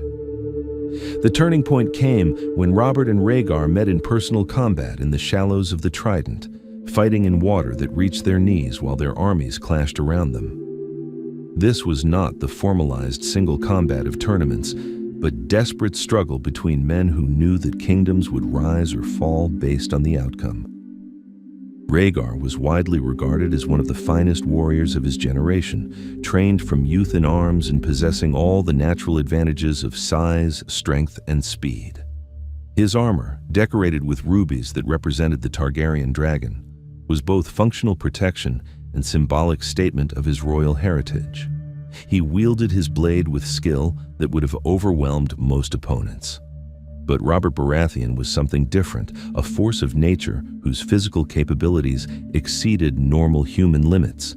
He swung his warhammer with strength that could shatter shields and armor, that could break bones even through steel protection. More importantly, Robert fought with fury born from personal loss and political conviction, channeling rage over Lyanna's supposed abduction into violence that would not be denied. The combat lasted for what witnesses described as both moments and forever, time distorting as two exceptional warriors pushed each other to absolute limits. The end came when Robert's hammer struck Rhaegar's breastplate with force that caved in the elaborate armor and shattered the rubies decorating it. The prince collapsed into the river, mortally wounded, the rubies from his armor scattering into the water where they would mark this location forever after as the Ruby Ford. Rhaegar's death eliminated any possibility of negotiated settlement that might have preserved Targaryen rule in some form. With the crown prince dead, and Aerys's madness preventing him from effectively organizing continued resistance, the path to King's Landing lay open to the rebel forces. The question became not whether the Targaryens would fall, but how complete that fall would be and what would replace them. The approach of Robert's army toward the capital created the circumstances for Tywin Lannister's calculated treachery. Tywin had remained neutral throughout most of the rebellion, waiting to see which side would prevail before committing his considerable forces. Now, with Rhaegar dead and the rebel army approaching, Tywin made his choice. He sent word to Aerys that he was marching to the king's defense, bringing the armies of the Westerlands to protect the capital. Aerys faced a critical decision. His advisors were divided. Grand Maester Pycelle, who had been in Tywin's pocket for years, urged the king to open the gates and allow the Lannister forces entry, arguing that they needed all available defenders to withstand the coming siege. Lord Varys, the Master of Whisperers, warned that Tywin's intentions were suspect, that the Lannisters had waited too long to declare themselves to be trusted now. But Aerys, desperate for reinforcements and clinging to his relationship with his former hand, ordered the gates opened. The sack of King's Landing that followed demonstrated Tywin's ruthlessness and the Lannisters' understanding that winning favor with the new regime required proving their commitment through irreversible actions. Lannister soldiers poured through the opened gates and immediately began looting, killing, and destroying rather than organizing defense. They forced their way into the Red Keep itself, seeking members of the royal family, while Aerys's remaining loyalists fought desperate rearguard actions. Jaime Lannister, sworn to protect the king's life, faced the moral crisis that would define his entire subsequent existence. He had watched Aerys commit atrocities for years, bound by Kingsguard vows that required he protect the king regardless of personal feelings. But now, he learned that Aerys had ordered his pyromancers to ignite wildfire caches hidden throughout the city, intending to burn King's Landing and everyone in it, rather than permit Robert's victory. The decision Jaime made required him to violate the most sacred oath a knight could swear. He killed the pyromancer who held the order to ignite the wildfire, then pursued Aerys into the throne room where he drove his sword through the king's back. The Mad King died calling for wildfire, his last words a plea for the destruction of the city he could no longer rule. Eddard Stark's arrival at the Red Keep, finding Jaime sitting on the Iron Throne itself while Aerys's body lay at the throne's foot, created lasting enmity between two men who should have been allies. Eddard saw only betrayal and murder, oath-breaking and throne-coveting ambition. Jaime saw judgment from someone who had not faced the impossible choice between duty and morality, between keeping vows and saving hundreds of thousands of lives. The gulf between their perspectives would never be bridged. The murder of Princess Elia and her children by Gregor Clegane and Amory Lorch, brutal killings that exceeded even the pragmatic cruelty normal in succession conflicts, stained the rebellion's victory and created lasting hatred between Dorne and the new Baratheon regime. Robert's acceptance of these murders as necessary evils demonstrated the moral compromises that accompanied his rise to power, while his refusal to punish the perpetrators revealed either weakness or complicity in crimes that no honorable king should have tolerated. The escape of the pregnant Queen Rhaella and young Prince Viserys to Dragonstone preserved the Targaryen bloodline while removing immediate threats to Robert's rule. Daenerys's birth during a massive storm as her mother died in childbirth created the circumstances that would eventually bring dragons back to the world, though no one at the time recognized this possibility. The failed assassination attempts ordered by Robert demonstrated both his continued paranoia about Targaryen threats and the practical difficulties of eliminating enemies across the narrow sea. The consolidation of the Baratheon regime proceeded through a combination of strategic marriages, calculated pardons, and the redistribution of lands taken from defeated Targaryen loyalists. Robert's marriage to Cersei Lannister united the two most powerful families supporting his rule, while creating the dysfunctional relationship that would eventually lead to renewed conflict. The system Robert established looked stable, built on foundations that seemed solid, but it contained contradictions and tensions that would ultimately prove fatal. The Targaryen exile in Essos represented not merely physical displacement, but a transformation from dragon lords into refugees, from a dynasty that had ruled for centuries into children fleeing with nothing but their names and the lingering threat they represented to the new order in Westeros.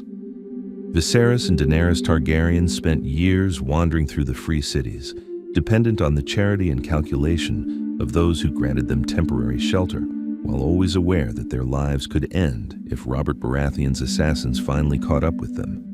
The psychological damage this exile inflicted on Viserys proved catastrophic and permanent.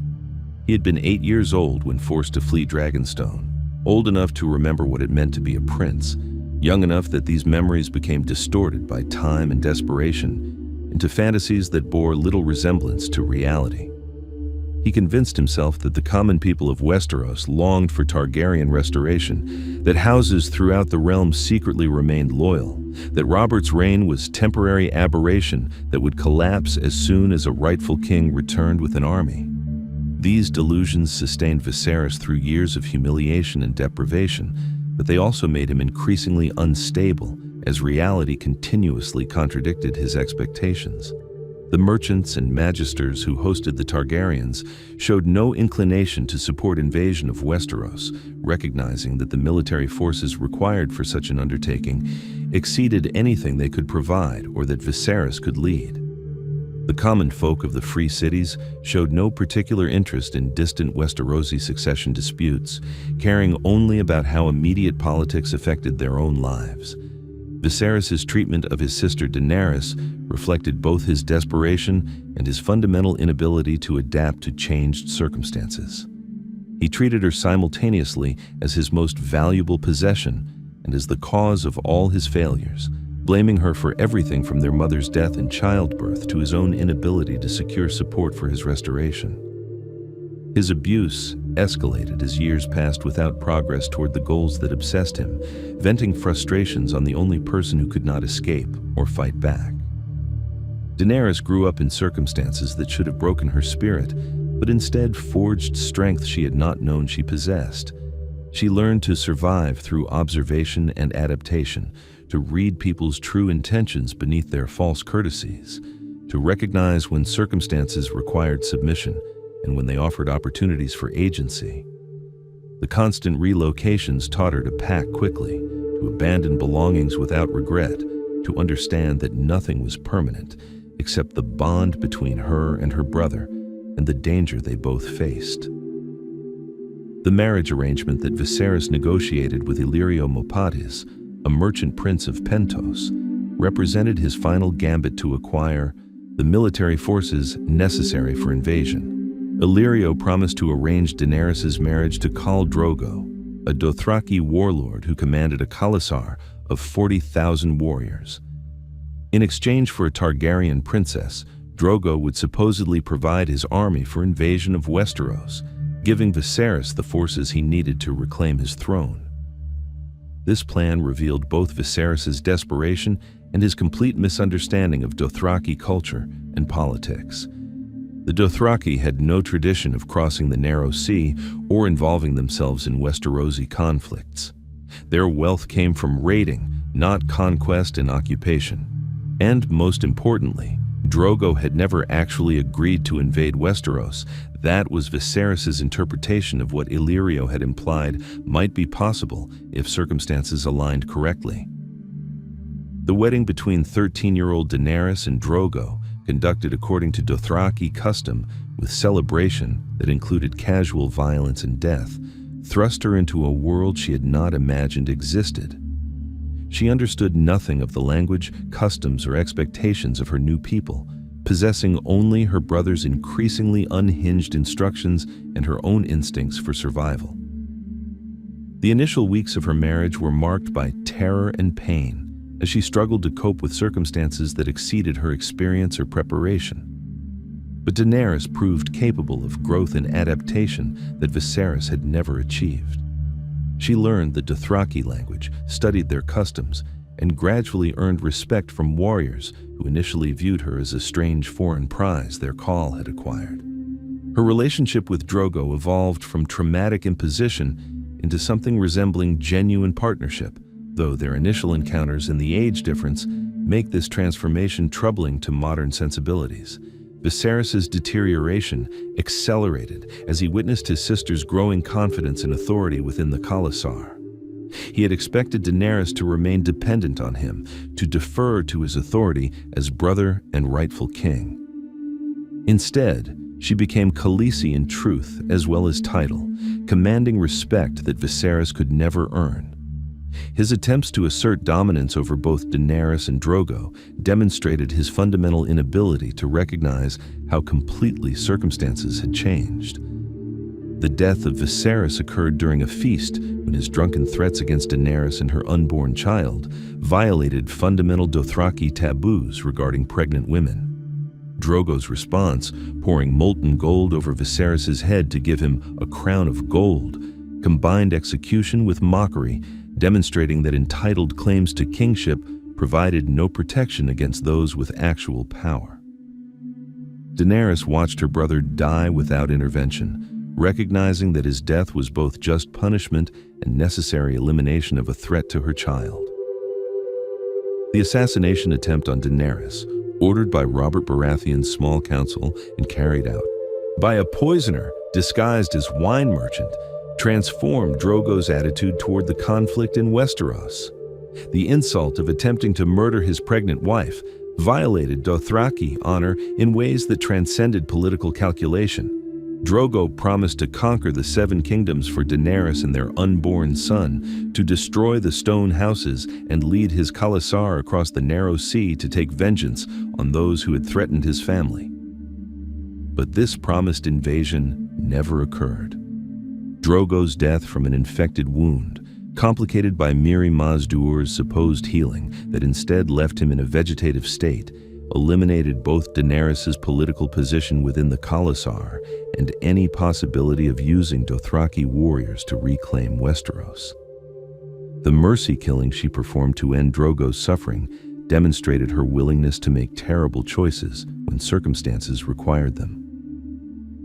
The burning of Drogo's funeral pyre should have marked the end of House Targaryen's story, the extinction of a dynasty that had survived for centuries against impossible odds. Daenerys entered those flames expecting to die, to join her husband in death rather than face a future as a dispossessed widow in a hostile world.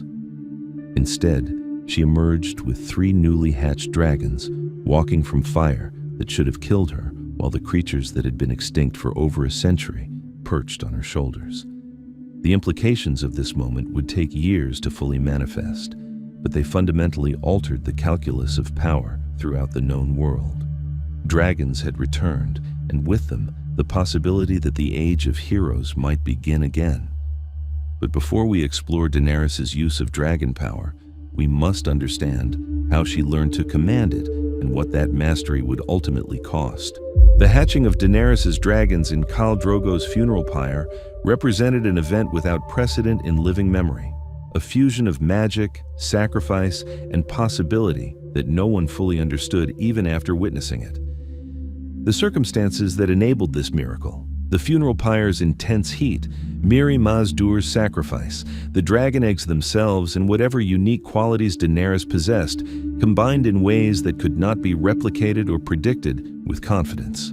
The 3 dragons that emerged from the flames, Drogon, Rhaegal, and Viserion, named for Drogo, Rhaegar, and Viserys, were initially small enough to perch on Daenerys' shoulders, fragile creatures that required constant care and feeding.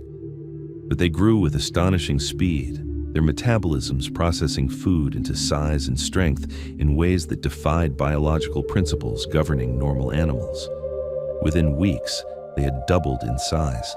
Within months, they could hunt independently, bringing down sheep and goats with coordinated attacks that demonstrated intelligence beyond mere predatory instinct.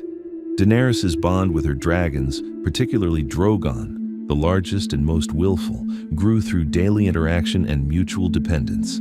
She fed them from her own hands, felt their emotions through connections she could not explain, and gradually learned to issue commands that they would obey.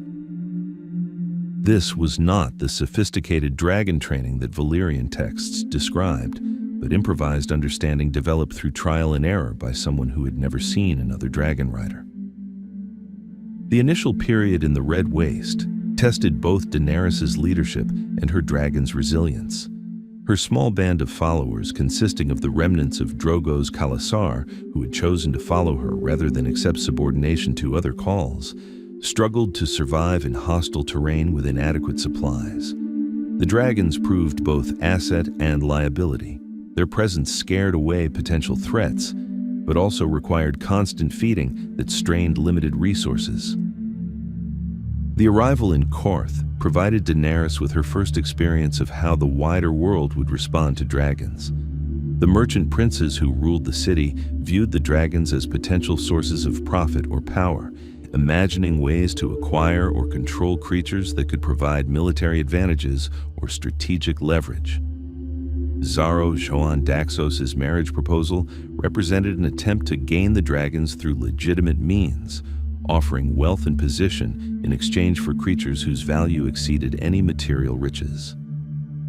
The theft of the dragons by the warlocks of Korth and their imprisonment in the House of the Undying revealed that despite their growing size and power, the creatures remained vulnerable to those who possessed magical capabilities or knowledge.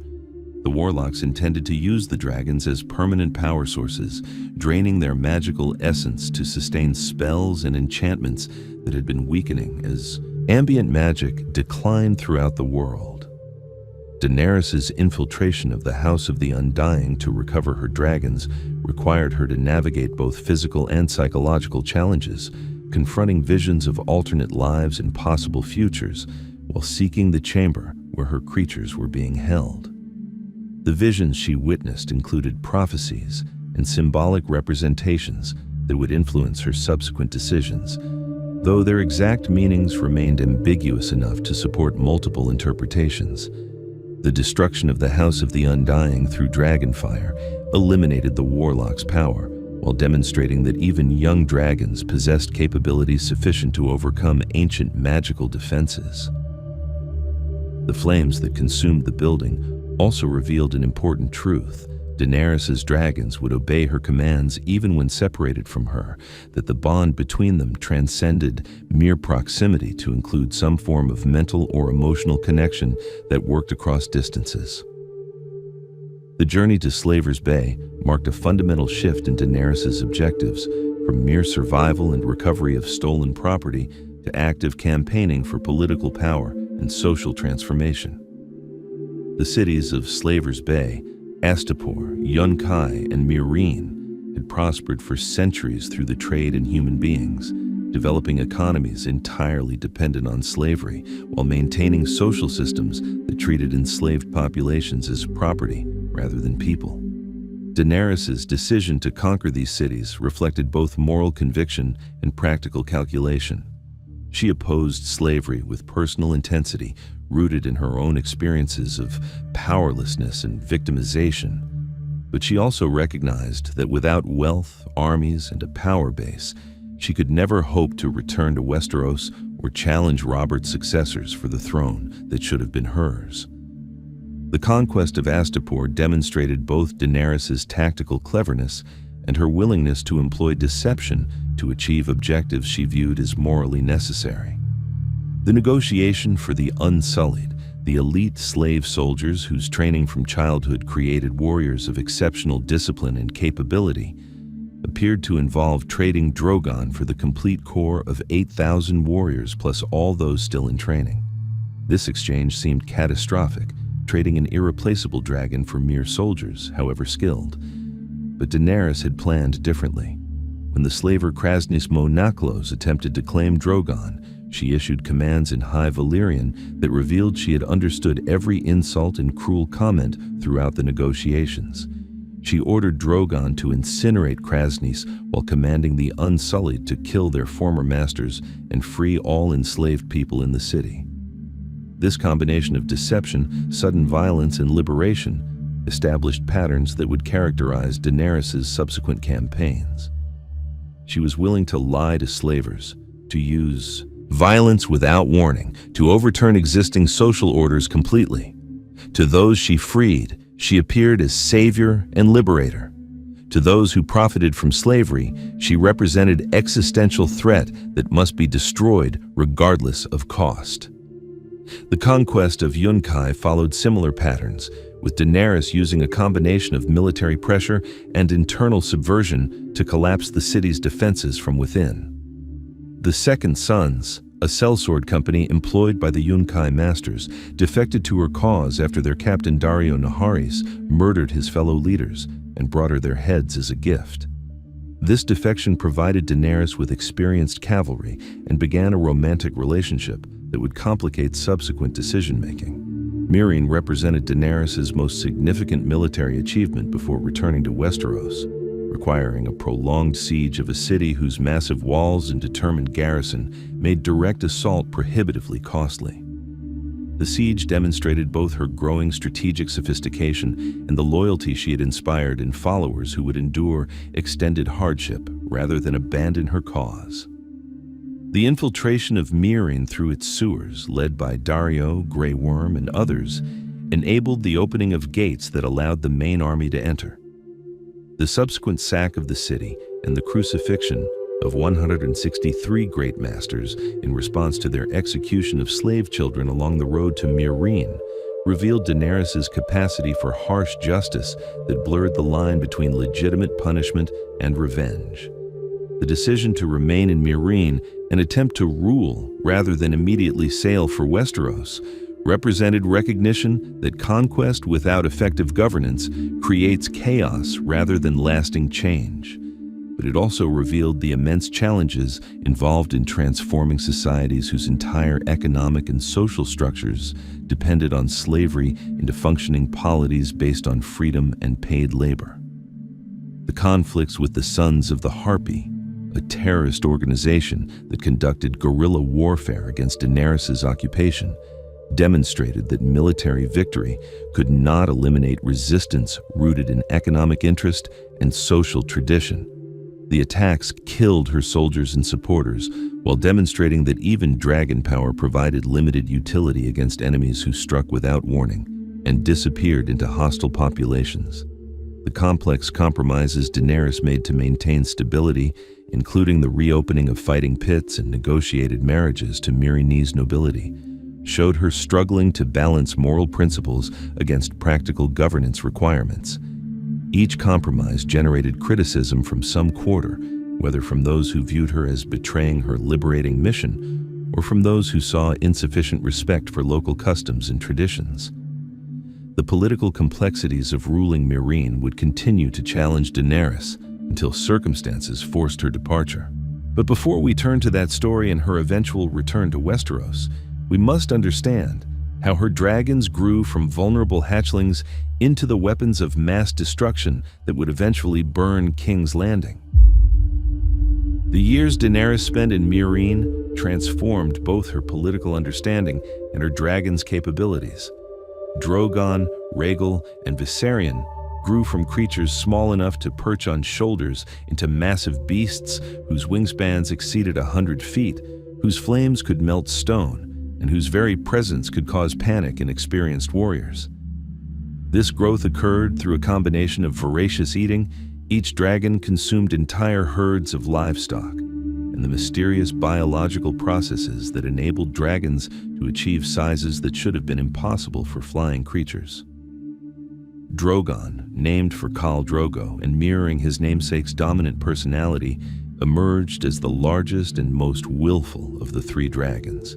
His black scales, which gave him the appearance of Balerion the Black Dread reborn, combined with red eyes that seemed to burn with inner fire.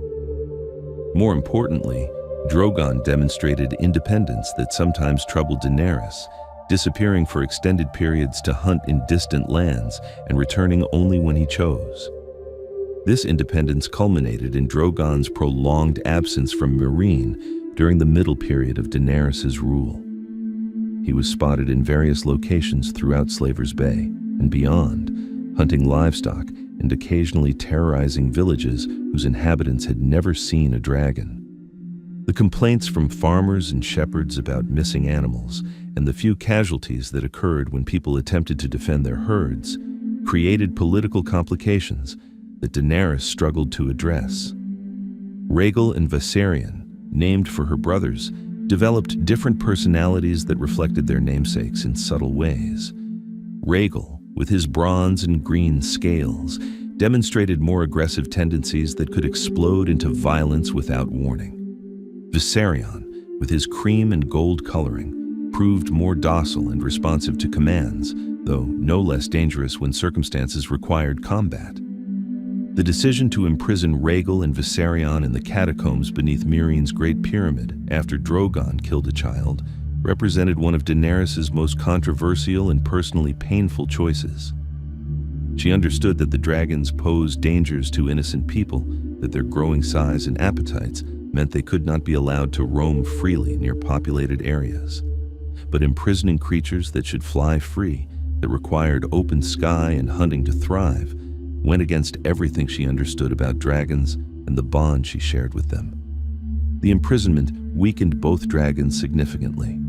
Confined in darkness, unable to hunt or exercise their wings, fed only what keepers could provide, Rhaegal and Viserion lost condition and vigor.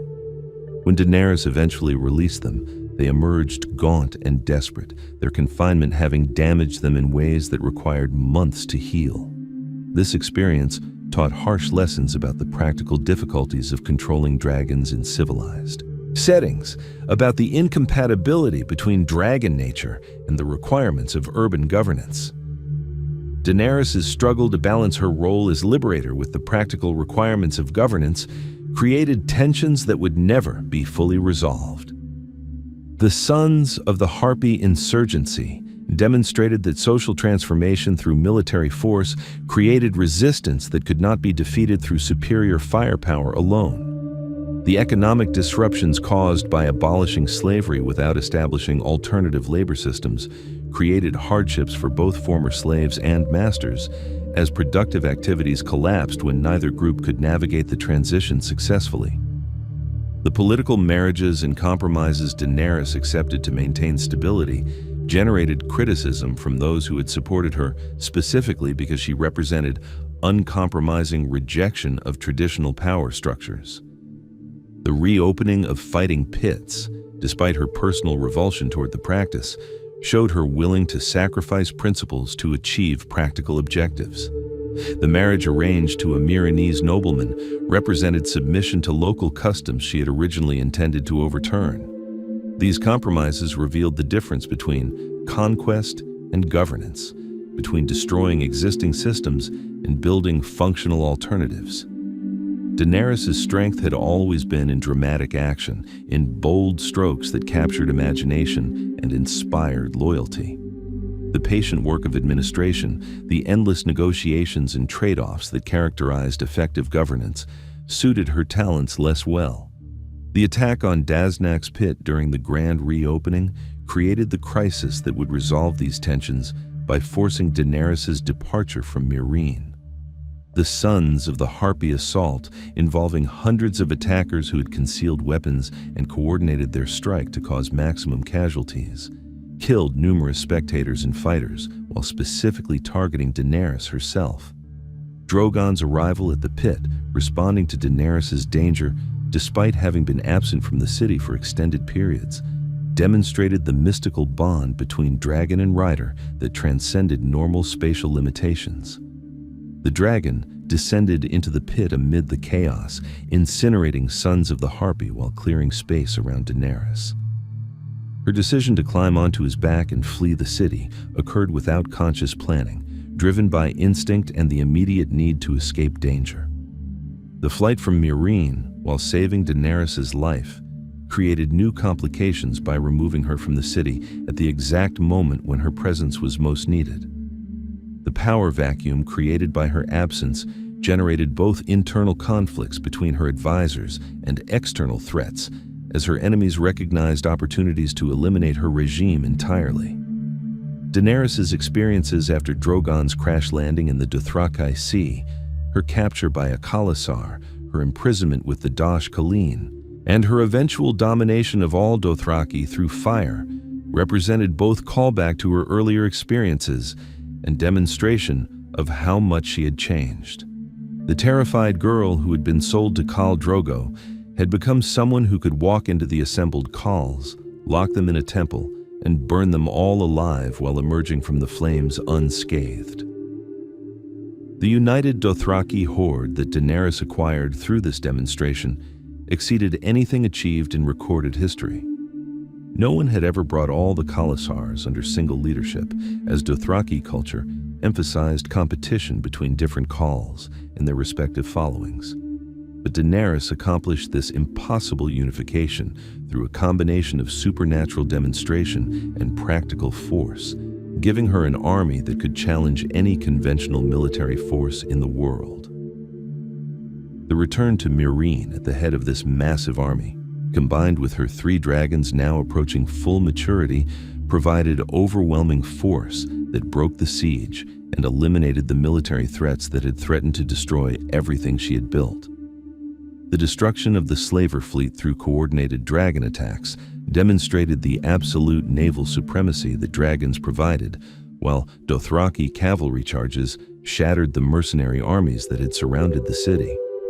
But even these victories could not resolve the fundamental question of whether Slaver's Bay could be held without her presence, whether the social transformation she had initiated could survive her departure. Daenerys chose to leave the region under Daario Naharis' command, hoping that the combination of military force and the precedents she had established would enable continued progress toward the free society she envisioned. The decision to finally sail for Westeros represented acceptance that her destiny lay not in Essos, but in reclaiming the throne her family had lost.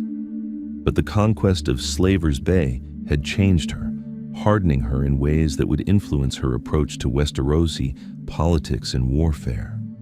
She had learned that compromise often meant betrayal of principles, that mercy could be weakness, that only through overwhelming force could she achieve objectives that mattered to her. These lessons, valuable in Essos, would prove dangerous when applied to Westeros. The fleet that carried Daenerys and her armies across the Narrow Sea represented the largest invasion force in Westerosi history, exceeding even Aegon the Conqueror's modest expedition that had unified the Seven Kingdoms through dragonfire nearly 3 centuries earlier. Her ships carried not only her Dothraki blood riders and unsullied warriors, but also representatives from Westerosi houses that had declared for her cause, creating a diverse coalition that should have proven irresistible. The alliances forged before her arrival had assembled support from Dorne, still bitter about Alia Martell's murder during Robert's rebellion, from House Tyrell of the Reach, alienated by Cersei Lannister's destruction of House Martell, and from various minor houses throughout the realm that saw opportunity in supporting her claim. The fleet provided by the Iron Islands through Yara Greyjoy added naval capabilities that complemented her land forces while giving her access to experienced sailors who could transport her armies wherever needed. The strategy developed for the invasion emphasized capturing key strongholds while minimizing civilian casualties, an approach that reflected both moral concerns and practical political calculations about winning popular support. The plan called for Westerosi allies to conduct the siege of King's Landing while Daenerys's Dothraki and Unsullied captured Casterly Rock, eliminating Lannister resources while demonstrating that her forces could conquer anywhere in the realm. This sophisticated strategy failed almost immediately when executed against opponents who understood the terrain, possessed interior lines of communication, and were willing to employ ruthless tactics that exceeded Daenerys's expectations. The destruction of the Tyrell army and capture of Highgarden by Jaime Lannister eliminated one of her most important allies, while demonstrating that superior numbers provided no guarantee of victory against competent commanders willing to take risks. The elimination of the Greyjoy fleet by Euron Greyjoy, who captured key allies including Ellaria Sand and her daughter, removed her naval superiority while demonstrating that family connections provided no protection against those pursuing personal advancement. The capture of Casterly Rock, while tactically successful, proved strategically worthless as Cersei had already evacuated the fortress and depleted its supplies, transforming what should have been a valuable prize into a trap that stranded the Unsullied hundreds of miles from any friendly territory. These setbacks revealed that conventional military operations, even when supported by superior forces, faced challenges in Westeros that had not existed in Essos. The Westerosi lords understood their terrain, possessed castle networks that provided defensive depth, and could coordinate resistance in ways that Essosi cities fragmented by slavery could not achieve. Most importantly, they were willing to sacrifice pieces on the board while maintaining strategic focus on objectives that mattered. Daenerys's decision to personally lead a dragon attack on the Lannister army returning from Highgarden represented frustration with conventional warfare's failures and recognition that dragons remained her decisive advantage. The battle on the Rose Road, where Drogon incinerated formations of soldiers while Dothraki cavalry exploited the chaos, demonstrated what could be accomplished when she employed her full capabilities without restraint. The effectiveness of this attack exceeded anything seen since the Field of Fire nearly 300 years earlier. Lannister formations, despite being composed of experienced soldiers and competent commanders, simply melted under dragon fire. The combination of aerial assault with mounted warriors created synergies that conventional defenses could not counter. The destruction of most of the Lannister army in a single afternoon showed that Daenerys possessed overwhelming military superiority when she chose to employ it directly. But this victory came with costs that extended beyond the immediate casualties. The burning of the Tarly father and son, Randall and Dickon, after they refused to bend the knee, demonstrated her willingness to execute those who defied her authority. This created concerns among her advisors about whether she was becoming the tyrant she claimed to oppose, whether the methods she employed to enforce submission differed meaningfully from those used by previous conquerors. The expedition beyond the wall to capture a White, intended to prove the threat posed by the Night King, represented a dangerous diversion from the war against Cersei, but reflected recognition that existential threats required priority over political disputes. Daenerys' decision to fly north and rescue the surrounded party demonstrated both growing attachment to Jon Snow and willingness to risk everything to save allies. The loss of Viserion to the Night King's ice spear and the dragon's subsequent resurrection as an undead creature serving the White Walkers provided the army of the dead with capabilities that made the wall's defensive barriers vulnerable. Watching her dragon die, and then witnessing his transformation into a weapon that would be used against humanity, traumatized Daenerys in ways that influenced subsequent decisions. The revelation of Jon Snow's true identity as Aegon Targaryen, legitimate son of Rhaegar Targaryen and Lyanna Stark, fundamentally altered the political dynamics surrounding Daenerys' claim. Jon possessed superior hereditary right as the male-line descendant of the last legitimate crown prince, a claim that could not be dismissed through appeals to conquest or competence. This revelation created tensions between romantic love and political calculation, between personal feelings and dynastic ambitions that had driven Daenerys for her entire adult life. The defense of Winterfell against the Night King's army required setting aside these tensions to face the immediate threat of annihilation. The battle that followed exceeded anything in recorded history for scale and horror, with the living facing an enemy that grew stronger with each fallen defender. Daenerys' dragons provided crucial advantages in this desperate struggle, their flames capable of destroying whites by the hundreds, while their aerial mobility enabled rapid response to threats throughout the battlefield. The dragon combat above Winterfell between Daenerys and Jon, riding Drogon and Rhaegal against the Night King, mounted on the undead Viserion, showcased aerial warfare's terrible beauty and its capacity for destruction. The dragons tore at each other while their riders attempted to maintain control, creating spectacle that witnesses would remember as either glorious or horrifying, depending on perspective.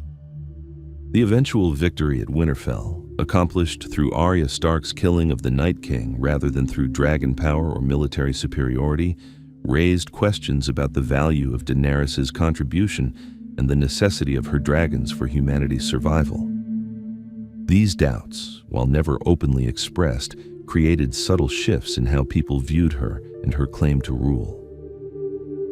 The final campaign against Cersei Lannister proceeded with forces significantly reduced by the battle against the Night King, and with political support eroding as knowledge of Jon's identity spread. The death of Rhaegal during the naval approach to Dragonstone, killed by scorpion bolts fired from Euron's fleet, retry why continue, eliminated another dragon while demonstrating that even these magnificent creatures remained vulnerable to prepared defenses. The capture and execution of Missandei, Daenerys' closest friend and advisor, represented both personal tragedy and calculated provocation designed to anger Daenerys into rash action. The manipulation worked, as grief and rage combined with increasing isolation to erode the restraint she had previously demonstrated.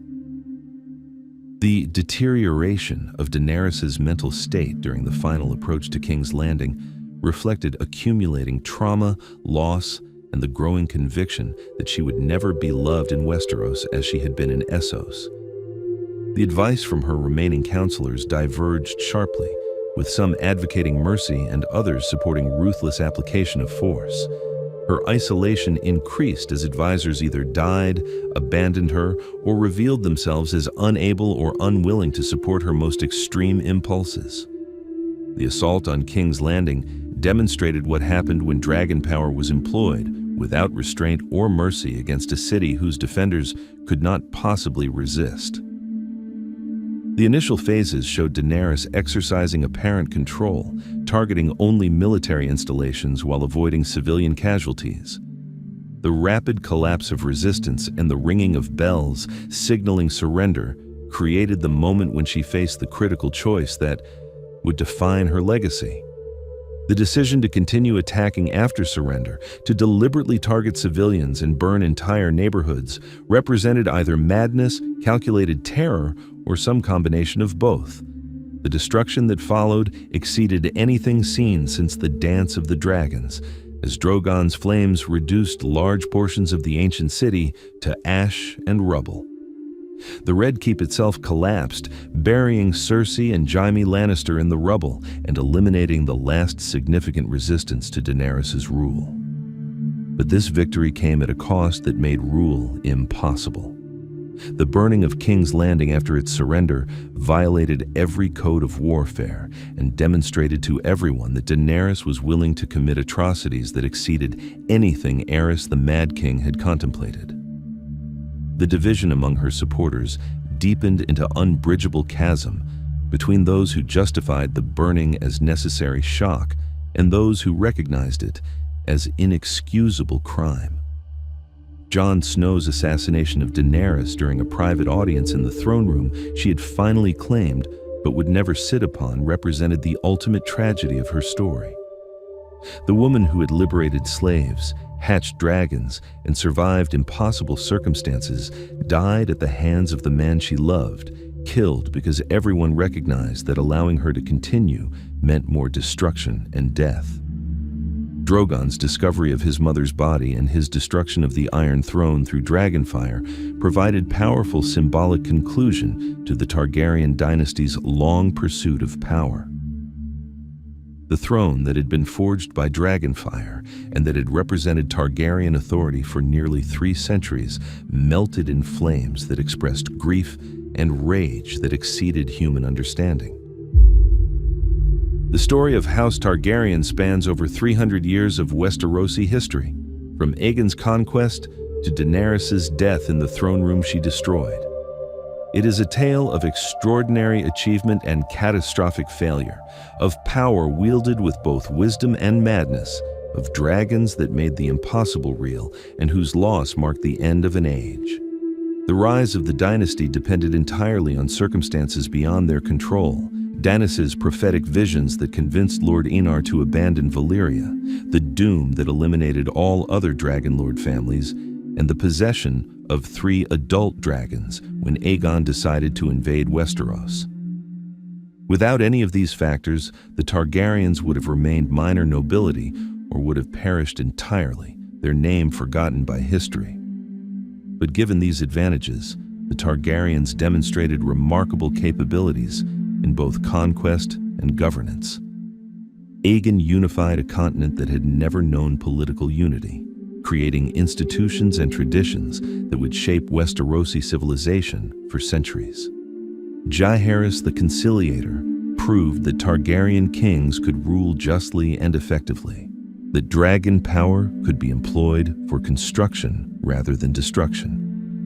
Other monarchs, while perhaps less exceptional, maintained the realm in reasonable peace and prosperity for generations. Yet the same dynasty that created this stability also generated its own destruction through patterns that began with the practice of incestuous marriage and intensified with each generation. The Dance of the Dragons demonstrated that dragon power, when turned against itself in civil war, could devastate the realm while eliminating the very source of Targaryen supremacy. The loss of dragons transformed the dynasty from dragon lords into mere kings, forcing them to rule through conventional means they had never fully mastered. The madness that plagued the family, whether genetic consequence of inbreeding or psychological result of absolute power without restraint, created rulers who ranged from merely incompetent to actively dangerous. Aerys the Mad King's descent into paranoid cruelty generated the rebellion that destroyed Targaryen rule, demonstrating that even centuries of established authority provided no protection against a king who violated fundamental standards of justice and decency. Daenerys' story represents both the possibility of restoration and the ultimate failure of the Targaryen dynasty. She accomplished things that should have been impossible, surviving exile, hatching dragons, liberating slaves, uniting the Dothraki, and conquering cities that had stood for thousands of years. Her return to Westeros with 3 dragons should have enabled her to reclaim the throne her family had lost, while establishing a more just order than what had preceded her.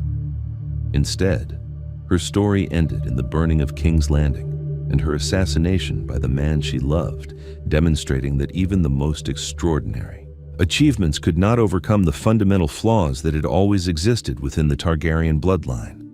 The dragons that she brought back into the world served ultimately not to restore her dynasty, but to destroy the throne it had spent centuries pursuing. The question of whether the Targaryen dynasty represented net positive or negative for Westeros admits no simple answer.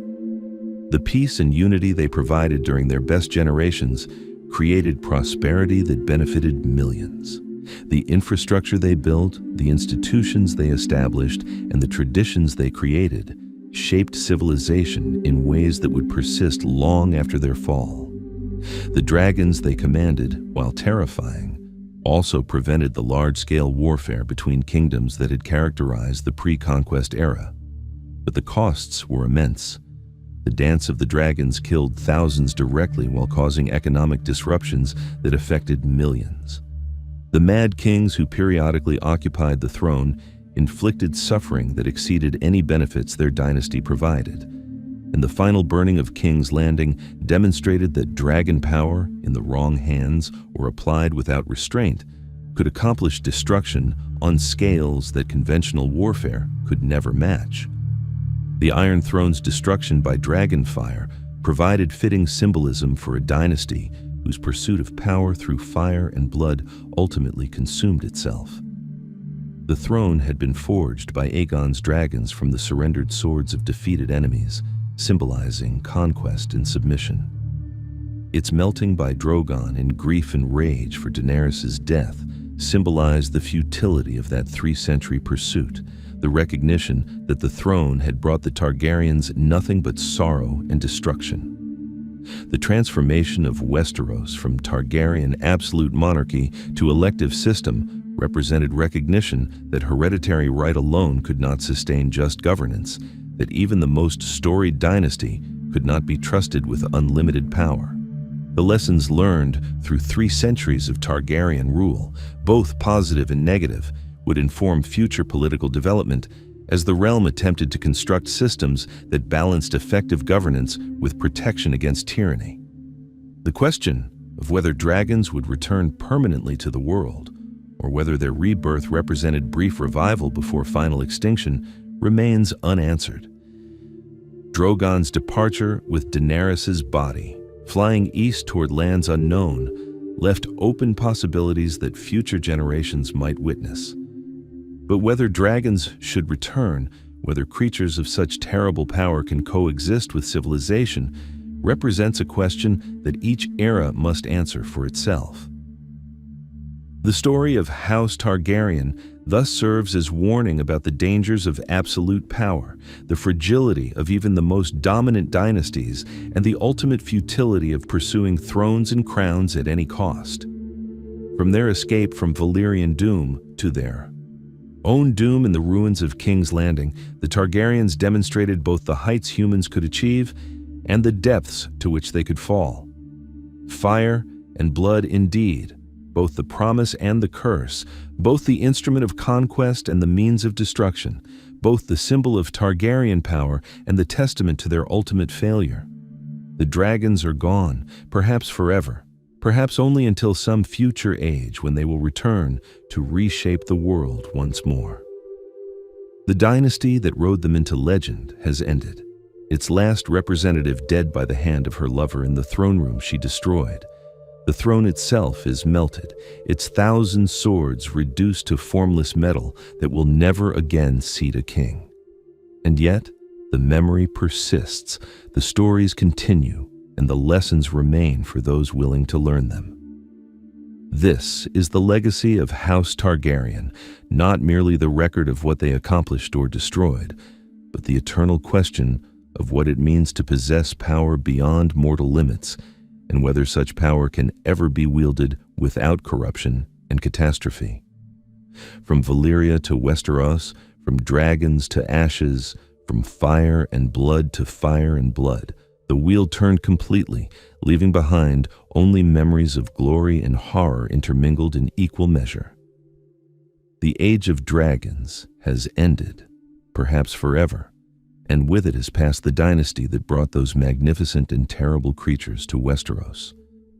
What comes after remains to be written, but it will be shaped by the 3 centuries of Targaryen rule and the lessons, both inspiring and cautionary, that their rise and fall provide to future generations.